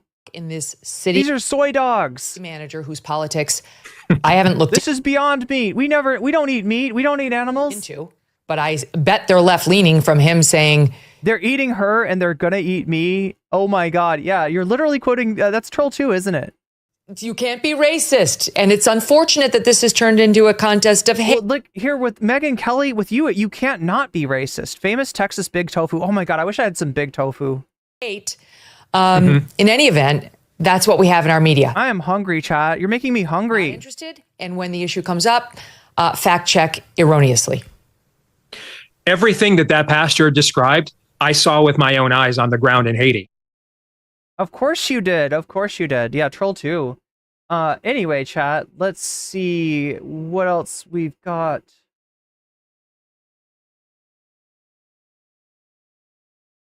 Oh, yeah, I gotta just type it in, don't I? Anthony Fantan. Oh, wait, no, here's one. Let's watch the. So Taylor Swift has endorsed Vice President Kamala Harris in her campaign. She's also encouraged people to click on a voter registration link online. That's had a lot of attention in recent days. The question is, what kind of impact will it really have on the presidential race? Tom Bonnier joins us now. He is a senior advisor at TargetSmart, which analyzes voter registration data. Tom, thanks for being here. What are you seeing from Taylor Swift in her endorsement, especially in terms of driving civic participation? Yeah, so Ophelia says, my father worked in Haiti and he had the best food of his life. They would get fresh lobsters from the sea and seasoning was heavenly. This is a question a lot of us had after we saw the endorsement. I think a lot of people expected it was coming, But they never consider that they might be called racist because they are racist. How much of an impact will she have beyond just the excitement, the likes on Instagram? Will it translate into... Wait, Gurusam is saying, I bet your YouTube algorithm is crazy. Oh, you mean that I get recommended weird right-wing videos because of this? Voter registrations. You're not wrong. So we can see some of the back-end data in terms of the data that is coming and hitting off the voter file that we build. And what we saw was this really massive increase. We're calling it the Swift effect now because it's really... Remember, Chad, it's the lowest conversion rate ever. Unlike anything I've seen.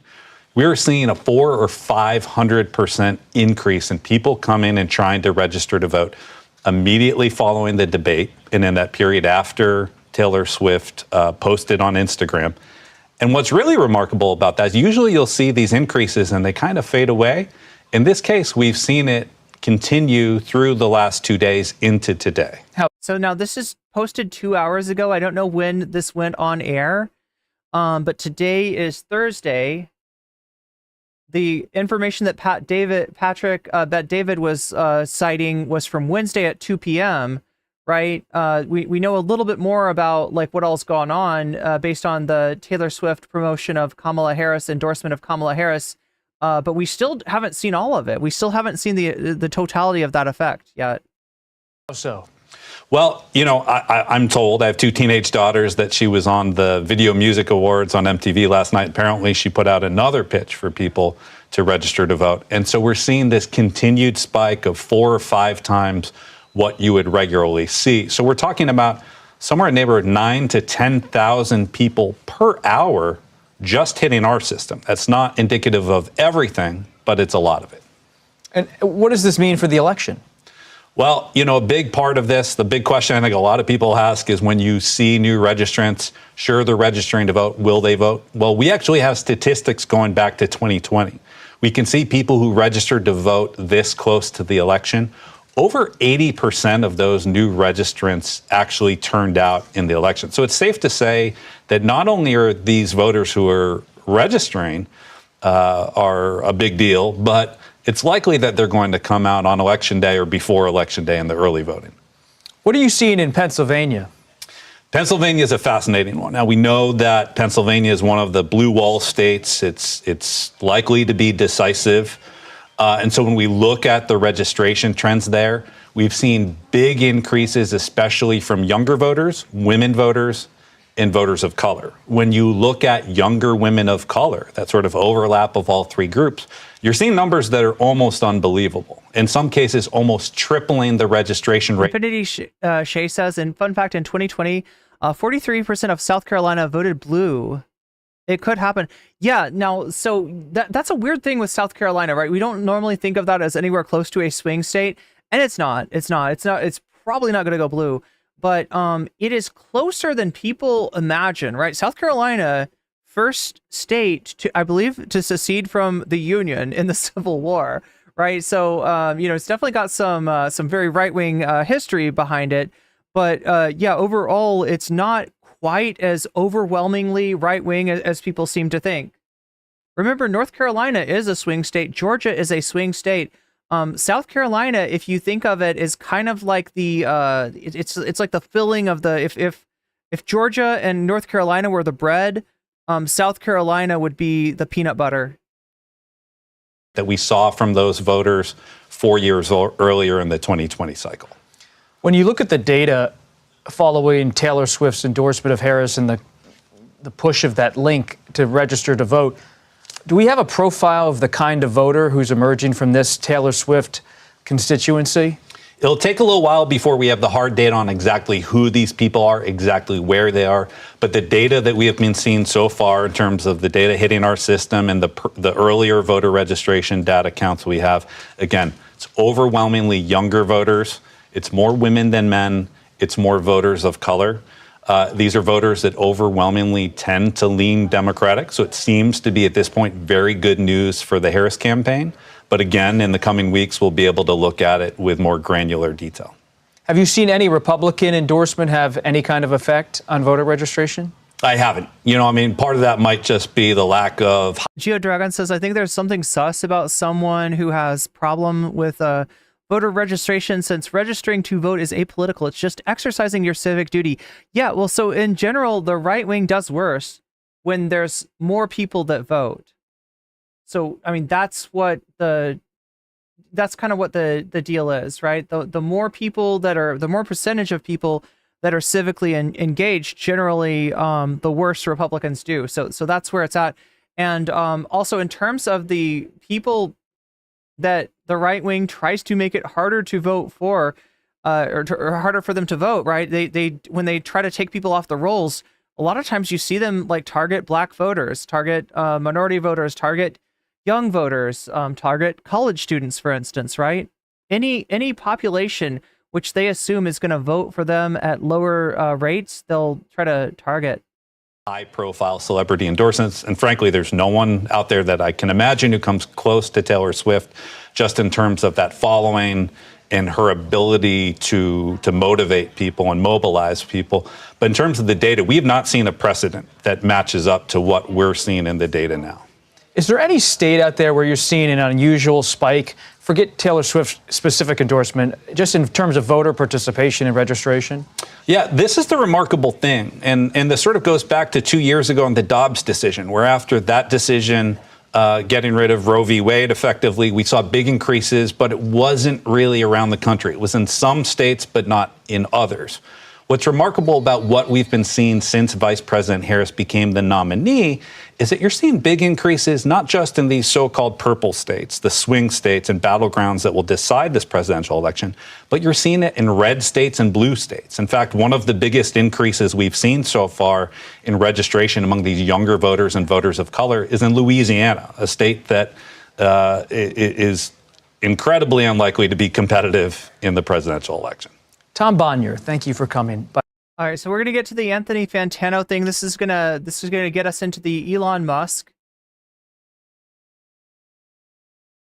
Stop the presses. We just received the most important political endorsement in the world of the year of the election of all time in history. Presidential hopeful Vice President Miss Kamala. I'm going to say it the right way. I'm getting word that she has just been endorsed by Taylor Swift. Whoa! Yeah, if you're somebody who follows both politics and music in the way that I do, this new development is not really all that surprising. I feel like everyone and their mom kind of saw this coming from a million miles away. Not only because Taylor Swift has very publicly endorsed Joe Biden in the past, but also for a period of months now, and we did a video about this on this channel, the right wing has been conspiratorially freaking out about Miss Swift, talking about her like she's some kind of like deep state pup. She's like the Voldemort, right? The fact that she's like being depicted at all these football games makes her like a psyop. And of course, all of this has been like, priming the pump for the eventual claim that she's like, owned by the political class or something. And that's the only reason that she's endorsing the person that we don't like. And look, I'm not here to deny that Miss Swift is very well paid and very well connected in the world of entertainment. That very much obviously is true. But often when people are making these arguments against her, they kind of seem to omit the fact that the guy they want you, the orange freak they want you to vote for instead of Kamala Harris, is a multi-million dollar real estate developer, Nepo baby rapist piece of shit. If that's not an individual who is very well connected to the world of very rich weirdos, I don't know what is. That he's literally the guy. Either way, Taylor Swift being portrayed in this way by the right wing for months now most likely did not sit well with her. On top of, like she said in her endorsement of Harris on Instagram, she didn't really dig the fact. Infinite Shay says, is there a reason that Taylor Swift's endorsement is such big news? I know she's popular, but it feels about as important as whatever the royal family is up to. She's like one of the biggest celebrities that exist. I mean, it is, right? I guess like people really care about the royals, right? In the UK and sometimes in the US. I do not care about the royals, and I don't really like politically. I mean, Taylor Swift, whatever. But she does have a very dedicated fan base, and so, you know, her endorsement actually does translate into a lot more than just about anybody else's endorsement would be. That being said, I don't think it's that surprising that she's endorsing Kamala Harris. She endorsed Joe Biden in 2020. And it's like, if she's endorsing Biden, yeah, she's going to be endorsing Kamala. She was just kind of waiting for the right moment, I think. That there were fake endorsements of Trump from her spreading around right-wing social media. And especially when you do this shit to her, especially when Donald Trump tries to commandeer her support with fake images. Yeah, I mean, just based on the principle of that alone, I can't imagine that Taylor could see herself stomaching having anything to do with Donald Trump. But the real reason I have decided to make this video is because of this freakish tweet that was posted to Twitter. I'm not calling it X, in response to this endorsement. Do right-wingers think that celebrities aren't allowed to share their opinions? No, they can share their opinions if they're Kid Rock or if they're Ted Nugent or if they're John Voight, right? That's fine. But, you know, if they're Tom Hanks or, I don't know, I'm trying to think of the list of celebrities that that right-wingers get mad at. Who was it that was at the, who was it Robert De Niro that was like at the Trump sentencing? From you know him, you love him, Mr. Twitter himself, Elon Musk, who says, "Fine, Taylor, you win.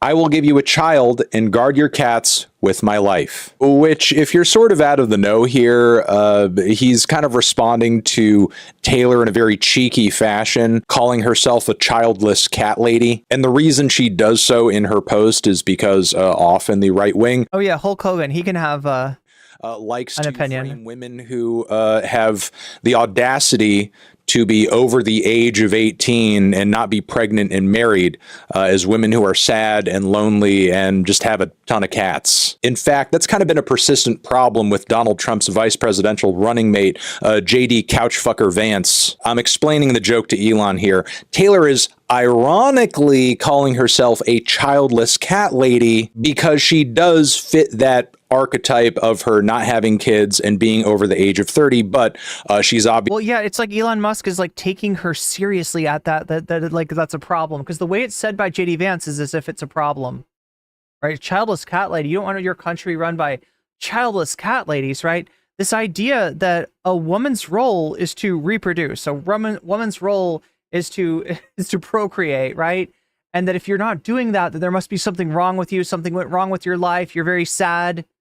You're very, you know, and you got the cats to that's the meme. That's the meme, that the cats are there because you're sad and you don't have children in your life or this or that. And so therefore, rather than it just being like people live different lives. Some people want kids. Some people do not want kids. Some people have kids when they're young. Some people have kids when they're older. It's fine. It's okay. Obviously not a very sad, lonely, desperate loser. In fact, she is instead the... Yeah, Double Dostoevsky says, I mean, that K-Hive was super toxic on Twitter, but there's a fair chance that had a lot to do with them being on Twitter. Yeah, I don't even... Oh, wait, are you watching You're watching from the beginning, aren't you? I talked about K-Hive in the... I was about to say that because... Like, I was like, wow, how weird that Double Dostoevsky is talking about K-Hive, considering that I talked about that in the beginning of the stream, but... sometimes people start the stream from the beginning, so... biggest and most famous pop star in the world with a very popular football boyfriend who, if she did eventually want to have kids, I'm sure she would prefer to have them with him over you, Elon, you absolute morally reprehensible freak. And not the good kind of freak too, like me. No, one instead with a breeding fetish who sends horny texts to his employees, and also his own daughter hates his guts and wants essentially nothing to do with him, not just because he's a loser and a transphobic jerk, but what this dude essentially does is just like impregnates various women who, for whatever reason, allow him to, and then barely even takes part in rape. Well, no, it's worse than that. It's worse than that, right? Because what Elon does actually is impregnates, like Elon asks his employees to have his children. And look, if you have a friend or I'm trying to imagine a situation, right? Like, I don't have problems with people, that might not be married or might not want a relationship, like, having, babies together, right? That's not a problem. But what we're talking about is your boss. Like, can you imagine how this happens? You work at a place, you work at Tesla, you work at SpaceX, you work at Twitter, and you get some kind of communication from your boss that is either like, maybe he starts it with like, we should have dinner sometime. Really, we should have dinner sometime. What, are you going to promote me? Nope. Actually, I've got a different offer in mind. Right? So I would like to impregnate you and have you bear a child. How does that sound, right? It's not exactly, there's less like of an ability to say no. There's a power differential. This person has some power over you, right? So it's not exactly like entirely like of their own free will that this is happening. And lest I remind us, right, that Elon Musk hasn't even got some accusations against him.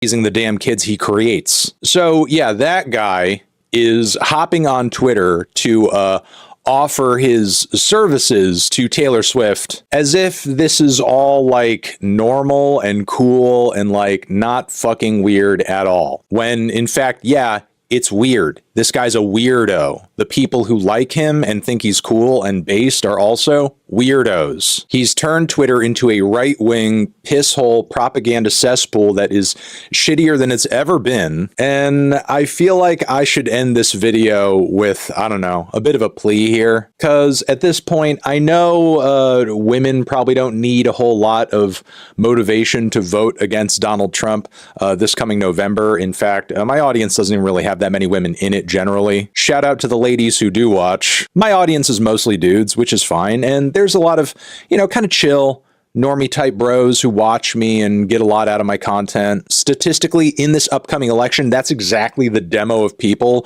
who are more likely to lean a bit more toward Trump or just kind of be ambivalent toward the political challenges of our time right now. Please take a minute to think about, I don't know, the women in your life, people who aren't you that would most likely be affected in a profound way by another Trump presidency. Not that they haven't already been impacted enough with the, loss of Roe versus Wade, but also, again, think about Trump. Think about the comments of J.D. Vance. Think about what Elon is saying right here with this tweet. These people think absolutely nothing of the women in your life. They are nothing more to them other than baby factories. If they are not doing that, they have no purpose or agency or importance or significance whatsoever. That is literally what they're telling you through their comments, through their tweets, through their interviews. So you should ask yourself, is that how you feel about the women in your life? Your mother, your aunt, your sister, your cousin? Are these people to you beautiful, smart, caring, giving individuals who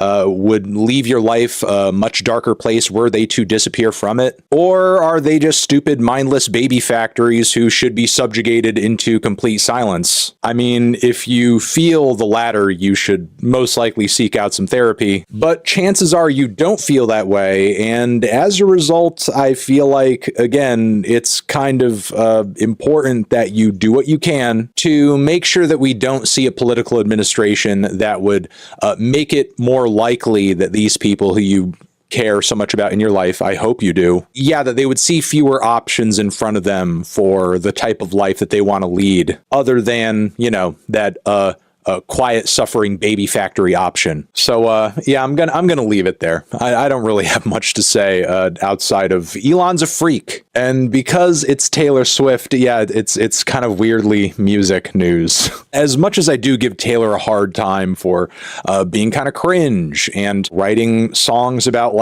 Google Maps stalking her exes, still, because she's so popular and because she's so visible, she does tend to catch the brunt of a lot of very weird, creepy, mainstream sexism just like this, where a multi-billion-dollar social media platform owner is offering to impregnate you. Yeah, that's That's weird. And I and everybody else with 2 brain cells to rub together is tired of all of your weirdo shit. Over here next to my head is another video that you can check out. So let's see. We've got a little bit more on this Taylor Swift to watch, and then we're going to get into some more of the Trump coping. Trump went on Sean Hannity. He went in the spin room. He has been, there's also a new video of him talking about Haitian migrants. Like, he stepped in doo-doo and like he got his poo-poo on his foot and now he's like, I'm going to step in the doo-doo harder. Like, right, that was my problem. Like, when I stepped in the doo-doo, I didn't stomp enough, right? I didn't get enough of the doo-doo splattered all over me, right? So I'm going to stomp really hard. Maybe if I stomp really hard on the doo-doo, it'll have great results, right? That's what he's going to do. I do want to remind us that we got a poll running in the full screen, full stream chat here. And Brianna Wu leaves the left is winning. We've got Breathe Into Your Balls in second place, huh? Interesting. And then AJW Simps for Anna Kasparian in third place, and MTG versus Laura Loomer in fourth place, right? So this only matters if we hit the sub goal. Where's the sub goal at right now? Let's take a look. It's at 21%, so it's pretty respectable. It's pretty decent, and we could definitely hit it, right? What's winning right now? If I add in. Yeah, so it's really close right now. If I add in the donations, wait a minute. Oh yeah, there's one person that donated gift subs that I haven't gotten their. Remember, when you donate, it's important, if you want to let me know which of these topics you're voting for, which of these topics you're pulling for, which of these topics you want to see next. And as bonus content, and I will be happy to put your money where your mouth is by adding it to the poll, which is right down there, or right down there, adding it to the dono amounts, right? See, these plus amounts are like amounts that get added to the poll. And so you could help the topic of your choice win just by donating, right? You could sort of affect it even more. If you remember to let me know if you super chat, if you super sticker, if you get yourself a membership, if you donate memberships to other people, if you're donating to the Throne link, which is right there or right there, depending on which stream you're watching, or you sign up for Patreon, or you are getting yourself a sub or giving subs to other people on Twitch, right?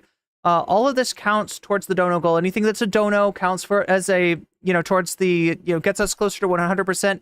And it also gives you the chance to determine which of the bonus content we're actually going to see at the end of the stream, if we do get to see any at all.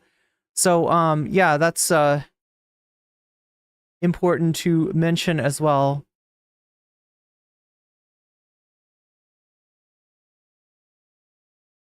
I remember AJW from my anti-SJW phase.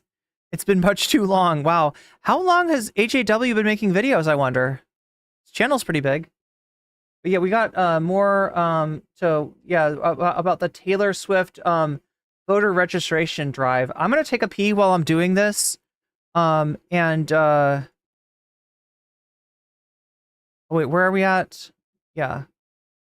Yeah, I do need to pee, so. Very excited to be joined this morning by our two panelists on the left and the right. We've got Parker Short, who is the president of the Georgia Young Dems, and we also have Avita Duffy, who is the host of the Bongino Report. Got a couple topics we wanted to dive into with you guys. Welcome. Wait, the Bongino Report, as in, wait, what's his name? Like Dan Bongino? Is that what we're talking about here? I'm glad to have you this morning. Good to see you guys. Thanks for having us. Yeah, of course. So we got big news the night after the debate. So I think Breaking Points is trying to do a Zoomer panel. I think that's their goal, right? They're talking about like younger voters. They're talking about Taylor Swift. And so they were like, we're going to bring the Zoomers on. Let's get some Zoomers. Let's get some Zoomer energy into here. And oh my gosh, this is a little bit awkward. Anyway, I'll be right back. Like that night during the post aftermath of the debate, that Taylor Swift had come out and endorsed Kamala Harris, saying that, describing herself as a childless cat lady. Parker, let me start with you. I'm sure you're happy about this news. How significant do you think that this will be for the Kamala Harris campaign? I'm not particularly a Taylor Swift fan, but I do appreciate somebody who uses their platform for a good purpose. I kind of did expect this because she has been very outspoken before. If you will go out there and endorse Phil Bredesen in Tennessee in 2018, then you will go out there and get behind Kamala Harris, who's one of the most exciting nominees that the party has seen in a while. I will say I think the most impactful part of this is not Taylor Swift convincing voters that wouldn't vote or that we're going to vote for Trump. It is instead reaching out to new folks. Last year, when she promoted the voter registration link on National Voter Registration Day, it was a 40,000 people increase. It was much more than last year. That was the last highest voter registration bump before Kamala got in the race. And then last night, we saw more than 300,000 people click on her link. I think the thing that's going to make the difference this election in states like North Carolina and Georgia, where I have both lived, and is new voters coming in, people on college campuses, people getting engaged that are being touched by people like Taylor Swift that are using their platform for what I think is a good reason. Avita, to bolster Parker's point here, let's go ahead and put the third element up on the screen. He mentioned the number of visitors that her voter registration link received in the hours after she endorsed. So her link to register to vote brought in 306,000 visitors to vote.gov. Obviously it did something in terms of people being interested in registering to vote. And presumably, since she endorsed Kamala Harris, many of those people will plan to vote for Kamala Harris. What do you think of the significance of this, or do you think that it's very significant? I tend to actually agree with Parker that I'm not sure it's going to be wildly, significant to this election. I think what was interesting is I didn't feel like her heart was really in it. I mean, there hasn't been a rally with Kamala and Taylor. She hasn't put on a concert for her. It was just an Instagram post. And the Instagram post was also kind of flirting with both sidesism at the beginning and the end. She sort of said, vote for who you think would make the best president. And so it was not as strong as I think people are making it out to be. And you have that on top of the fact that she said her reason for endorsing Kamala is because she wants to combat misinformation. And a lot of people know that during a NATO meeting 4 years ago, the Pentagon's Psychological Operations Unit floated this idea of turning Taylor Swift into an asset for combating so-called misinformation. So I think there's something really interesting going on there. So you think Taylor's a deep state plant? Is that what you're suggesting? I like well, it. If you do, I like it. Has floated the idea. So, I mean, it's possible. And she cited misinformation in her statement, which I think is really interesting. Okay. But the other thing I want to say is that I think that young people are a lot more animated with the real issues than just a celebrity endorsement. Trump forced Kamala last night to say that she loves Israel, she supports Israel, she stands with Israel after he accused her of saying she hates Israel. So that to young people is going to be really significant as we look at what's happening in Gaza, and a lot of especially socially conscious left-wing people who I think Kamala would consider her base are really going to be alienated by that kind of rhetoric. I think that's more important to young people than a Taylor Swift endorsement. Well, Parker, what do you make of that? Because Avita's just, I'm assuming, giving like a political analysis. I believe we'd spoken previously last time we saw you in Chicago, and that's something Chris and Ryan have been talking a lot about as well. If anything, she's probably as forceful on the issue, at least on the substance, that Joe Biden is. Do you think that's going to be a problem for her? Like, what do you see with younger voters? Well, younger voters care a lot about different issues. And again, I don't speak for all younger voters, but I will agree with your other guest. She started off by agreeing with me, and I do think she has a point. It's more about the policy. I watched that debate last night, and I saw Kamala Harris finally talk about a lot of policy issues that matter to me. I like the opportunity economy stuff, and I was frustrated by her pandering to parts of the American electorate through the way that she talks about the genocide that is occurring in Gaza. And I think she has shown me some hope at points on that issue by meeting with the uncommitted movement, by trying to reach out to young voters. It is clear to me there is one candidate on the ballot that cares about human rights and does have at least some care for the human lives that are being lost in Gaza, Donald Trump does not care. And yes, he did force her and push her to that position, but I think that kind of shows the difficult position that our American politics is in, where it is so... Israel has such power to the point where you can't really go out there in mainstream politics and, be on a presidential debate stage, because AIPAC really is scary. Ask Andy Levin, who is, I went to University of Michigan. He's Jewish. He stood up for what was right, and they elected somebody far more pro-war to his seat. I think that she is trying her best on the issue, but her best is definitely not enough. There's a lot that I would like to see. And I think that debate was her attempt to kind of, find that middle ground and debate with Trump. But I didn't appreciate it. But I will say, as I said, there is one candidate that cares about human rights in the Middle East. And I'm very close with Ruah Roman. And I think she would love to come on y'all's show. She is a state representative from Georgia. She's the only Palestinian elected official in the state of Georgia. And we talk about this issue a lot. And for her, a Trump presidency looks like more of her family dying overseas. And it really is terrible. And Kamala needs to step up. And Ruah should have been a speaker at the DNC. That was a missed opportunity for the DNC to say, hey, let's hear Palestinian voices. I appreciate that Kamala could sit down with the uncommitted movement and hear their voices, but there is a lot more that needs to be done. However, in Georgia, our rights are under attack every single day. People are dying in Georgia hospitals because they don't have access to reproductive rights. And that is front mind for a lot of voters. And I know Ruah and I are both dedicated to electing Kamala, as frustrating as her position on the issue can be. Vita, that is a key point that that Parker raises, is that the issue of abortion, I would say equally animating probably to younger voters. What do you think then about Trump's answers on the issue of abortion during that debate, which arguably could be just as consequential in swinging voters as well? Well, it's an interesting question, because I've really been disillusioned with the way that Trump has handled the abortion question over the last month or two. He's really turned the GOP much more to the pro-choice side than I would like as a pro-life person. Parker said that Kamala is somebody who cares about human rights, and in my opinion, killing unborn children in the womb is the epitome of spitting on human rights. I think that is something that is egregious. And I liked that Trump during the debate, for the first time, really started to put some pressure on Kamala and how radical the Democrats are with their pro-abortion stance. I think a lot of Americans think abortion is safe, legal, rare. It's done in the early stages. And the reality is that Democrats have, in Democrat-controlled states, permitted abortion at all stages. That's just a fact.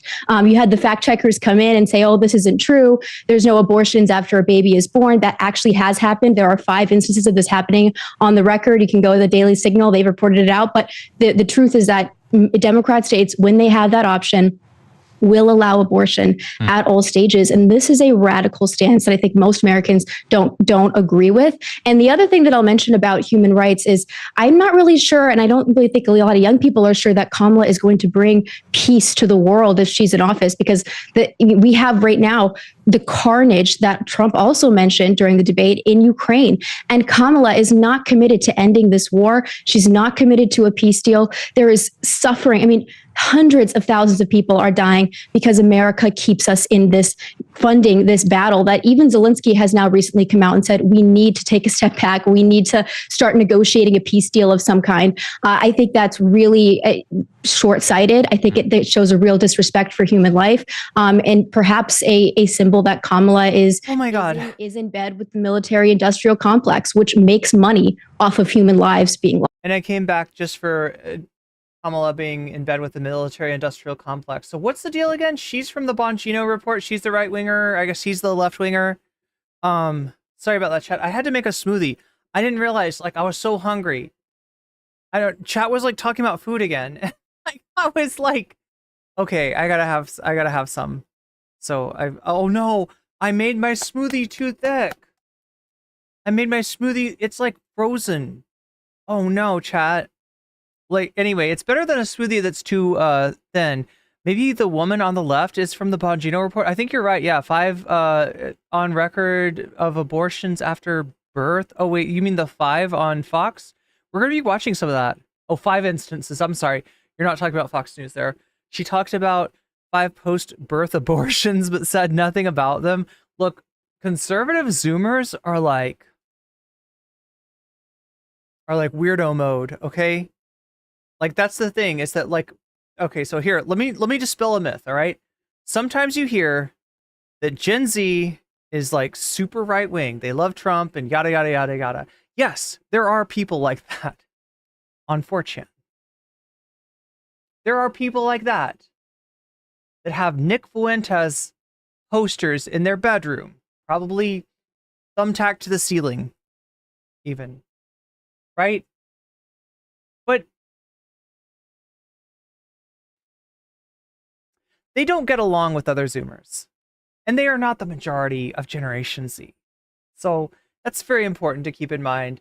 Generation Z is the most progressive generation yet. Overall, they're more accepting of gay people, of trans people, less racist, right? So it's important to keep that in mind, right? However, the Gen Z people that are right wing tend to be like really, really far to the right, really far to the right. Like you're either, you know what I mean? You're either like a socialist, or, I mean, this is the stereotype that you're either a socialist or you're a Nazi. You're a Gen Z. And you're interested in, and a lot of Gen Z people are not interested in politics, or do not have, well-formed political viewpoints, or don't entirely get lost. Parker, you want to respond there? Well, I really would like to talk about Ukraine. But yeah, I'm so sorry for missing like this interesting interview. Pro-life Zoomer, and that's a bit weird. Yeah, I mean, they do exist. They do exist. Because I do think it is interesting, but first I'm going to talk about abortion, because this is not something that we should beat around the bush on. We talk about human rights, and I hear where your panelist is coming from. Okay, I mean, that's not it. I feel like I gave you the wrong, like, I just realized that my description of Zoomers, like, erases the Adam Mocklers, erases the Luke Beasleys, right? There are plenty of, just kind of shit-libbed Gen Z people as well. This is personal for a lot of people, but again, it is a personal choice. And in Georgia, abortion is banned at 6 weeks, as it is in South Carolina, as it is in many places all over the country. It's a perfect name for a sports channel. And every single day, women are dying in Georgia because they don't have access to proper reproductive care. And reproductive care and women's rights are human rights. And, I have a girlfriend, we're very serious. We talk about having a kid, and she's scared to be pregnant in Georgia because you can't get proper medical care. I think human rights is people being able to have self-determination and the choice about their own bodies. And while I respect you and your opinions, you can make that decision about your body. We are at a point in our lives and in our country where Donald Trump and the Republican-appointed majority on the Supreme Court has taken away rights from people all across the country. And the truth is that Chat, anybody ever had a Frosty from Wendy's? Majority of Americans. One in chat if you know what I'm talking about. One in chat if you're a Frosty drinker. Actually want to restore those rights. I know you said that a majority don't feel that way. It's not true. Because you look at Kansas, they voted to protect abortion rights. You look at Michigan, they voted to protect abortion rights. On November 5th in Florida, they have the opportunity to protect abortion rights because they have a 6-week ban. Wait, vanilla? I think I always got the chocolate. Most women don't know they're pregnant. Actually, I wasn't even aware they had vanilla. Ends up preventing people from getting reproductive care, criminalizes health care. Doctors are unable to provide the care that women need, and they often put the health of the mother at risk. That's going to be on the ballot. Donald Trump's not going to vote for it. Yeah. This is actually probably that is as clear as it can be. Also, marijuana is on the ballot in Florida. That's right. Statewide. And I was very impressed that one. that Kamala Harris came out in favor of marijuana legalization recently. Hey, if you like that video, hit the like button or leave a comment below. It really helps get brain freeze. Brain freeze. Dip it in fries. Hell yeah. Or dip fries in it. Yeah. My brain just froze. Oh my God. My brain froze.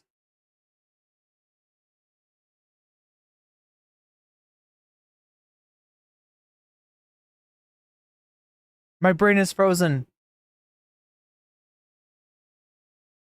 My brain is frozen.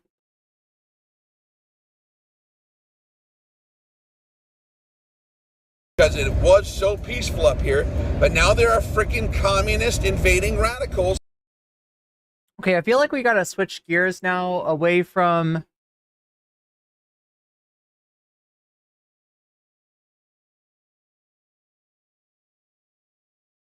Taylor Swift to Trump doubles down on cat eating claims.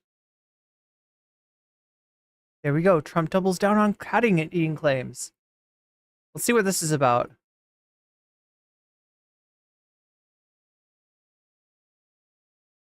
Are using this app, think of it, to bring thousands and thousands of people here illegally. Over the past 3.5 years, Harris-Biden administration has resettled 500,000 illegal immigrants from the failed state of Haiti, which is a totally failed country, very sad situation, into American communities, including over 200,000 who Kamala has illegally flown into the United States by airplane. Think of that.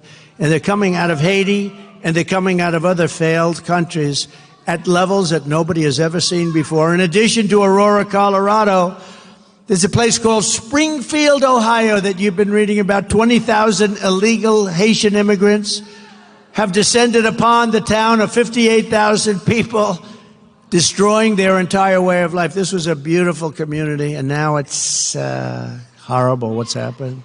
Enrollment of the state's Medicaid and food assistance. Wait, unflavored protein powder, others are too sweet. Wait, you can get protein powder at Wendy's? I don't know what that's like. I have no brain to freeze. Programs have soared. Motor vehicle accidents have skyrocketed. Recording of 911 calls even show residents are reporting that the migrants are walking off with the town's geese. They're taking the geese. You know where the geese are? In the park. Oh, no. In the lake. Oh, no. And even walking off with their pets. My dog's been taken. My dog's been stolen. This can only happen. These people are the worst. I'm telling you, Biden and Kamala. You replace shithole countries with failed countries? This is the worst combination in the history of our country. The only one happy is Jimmy Carter, because he's no longer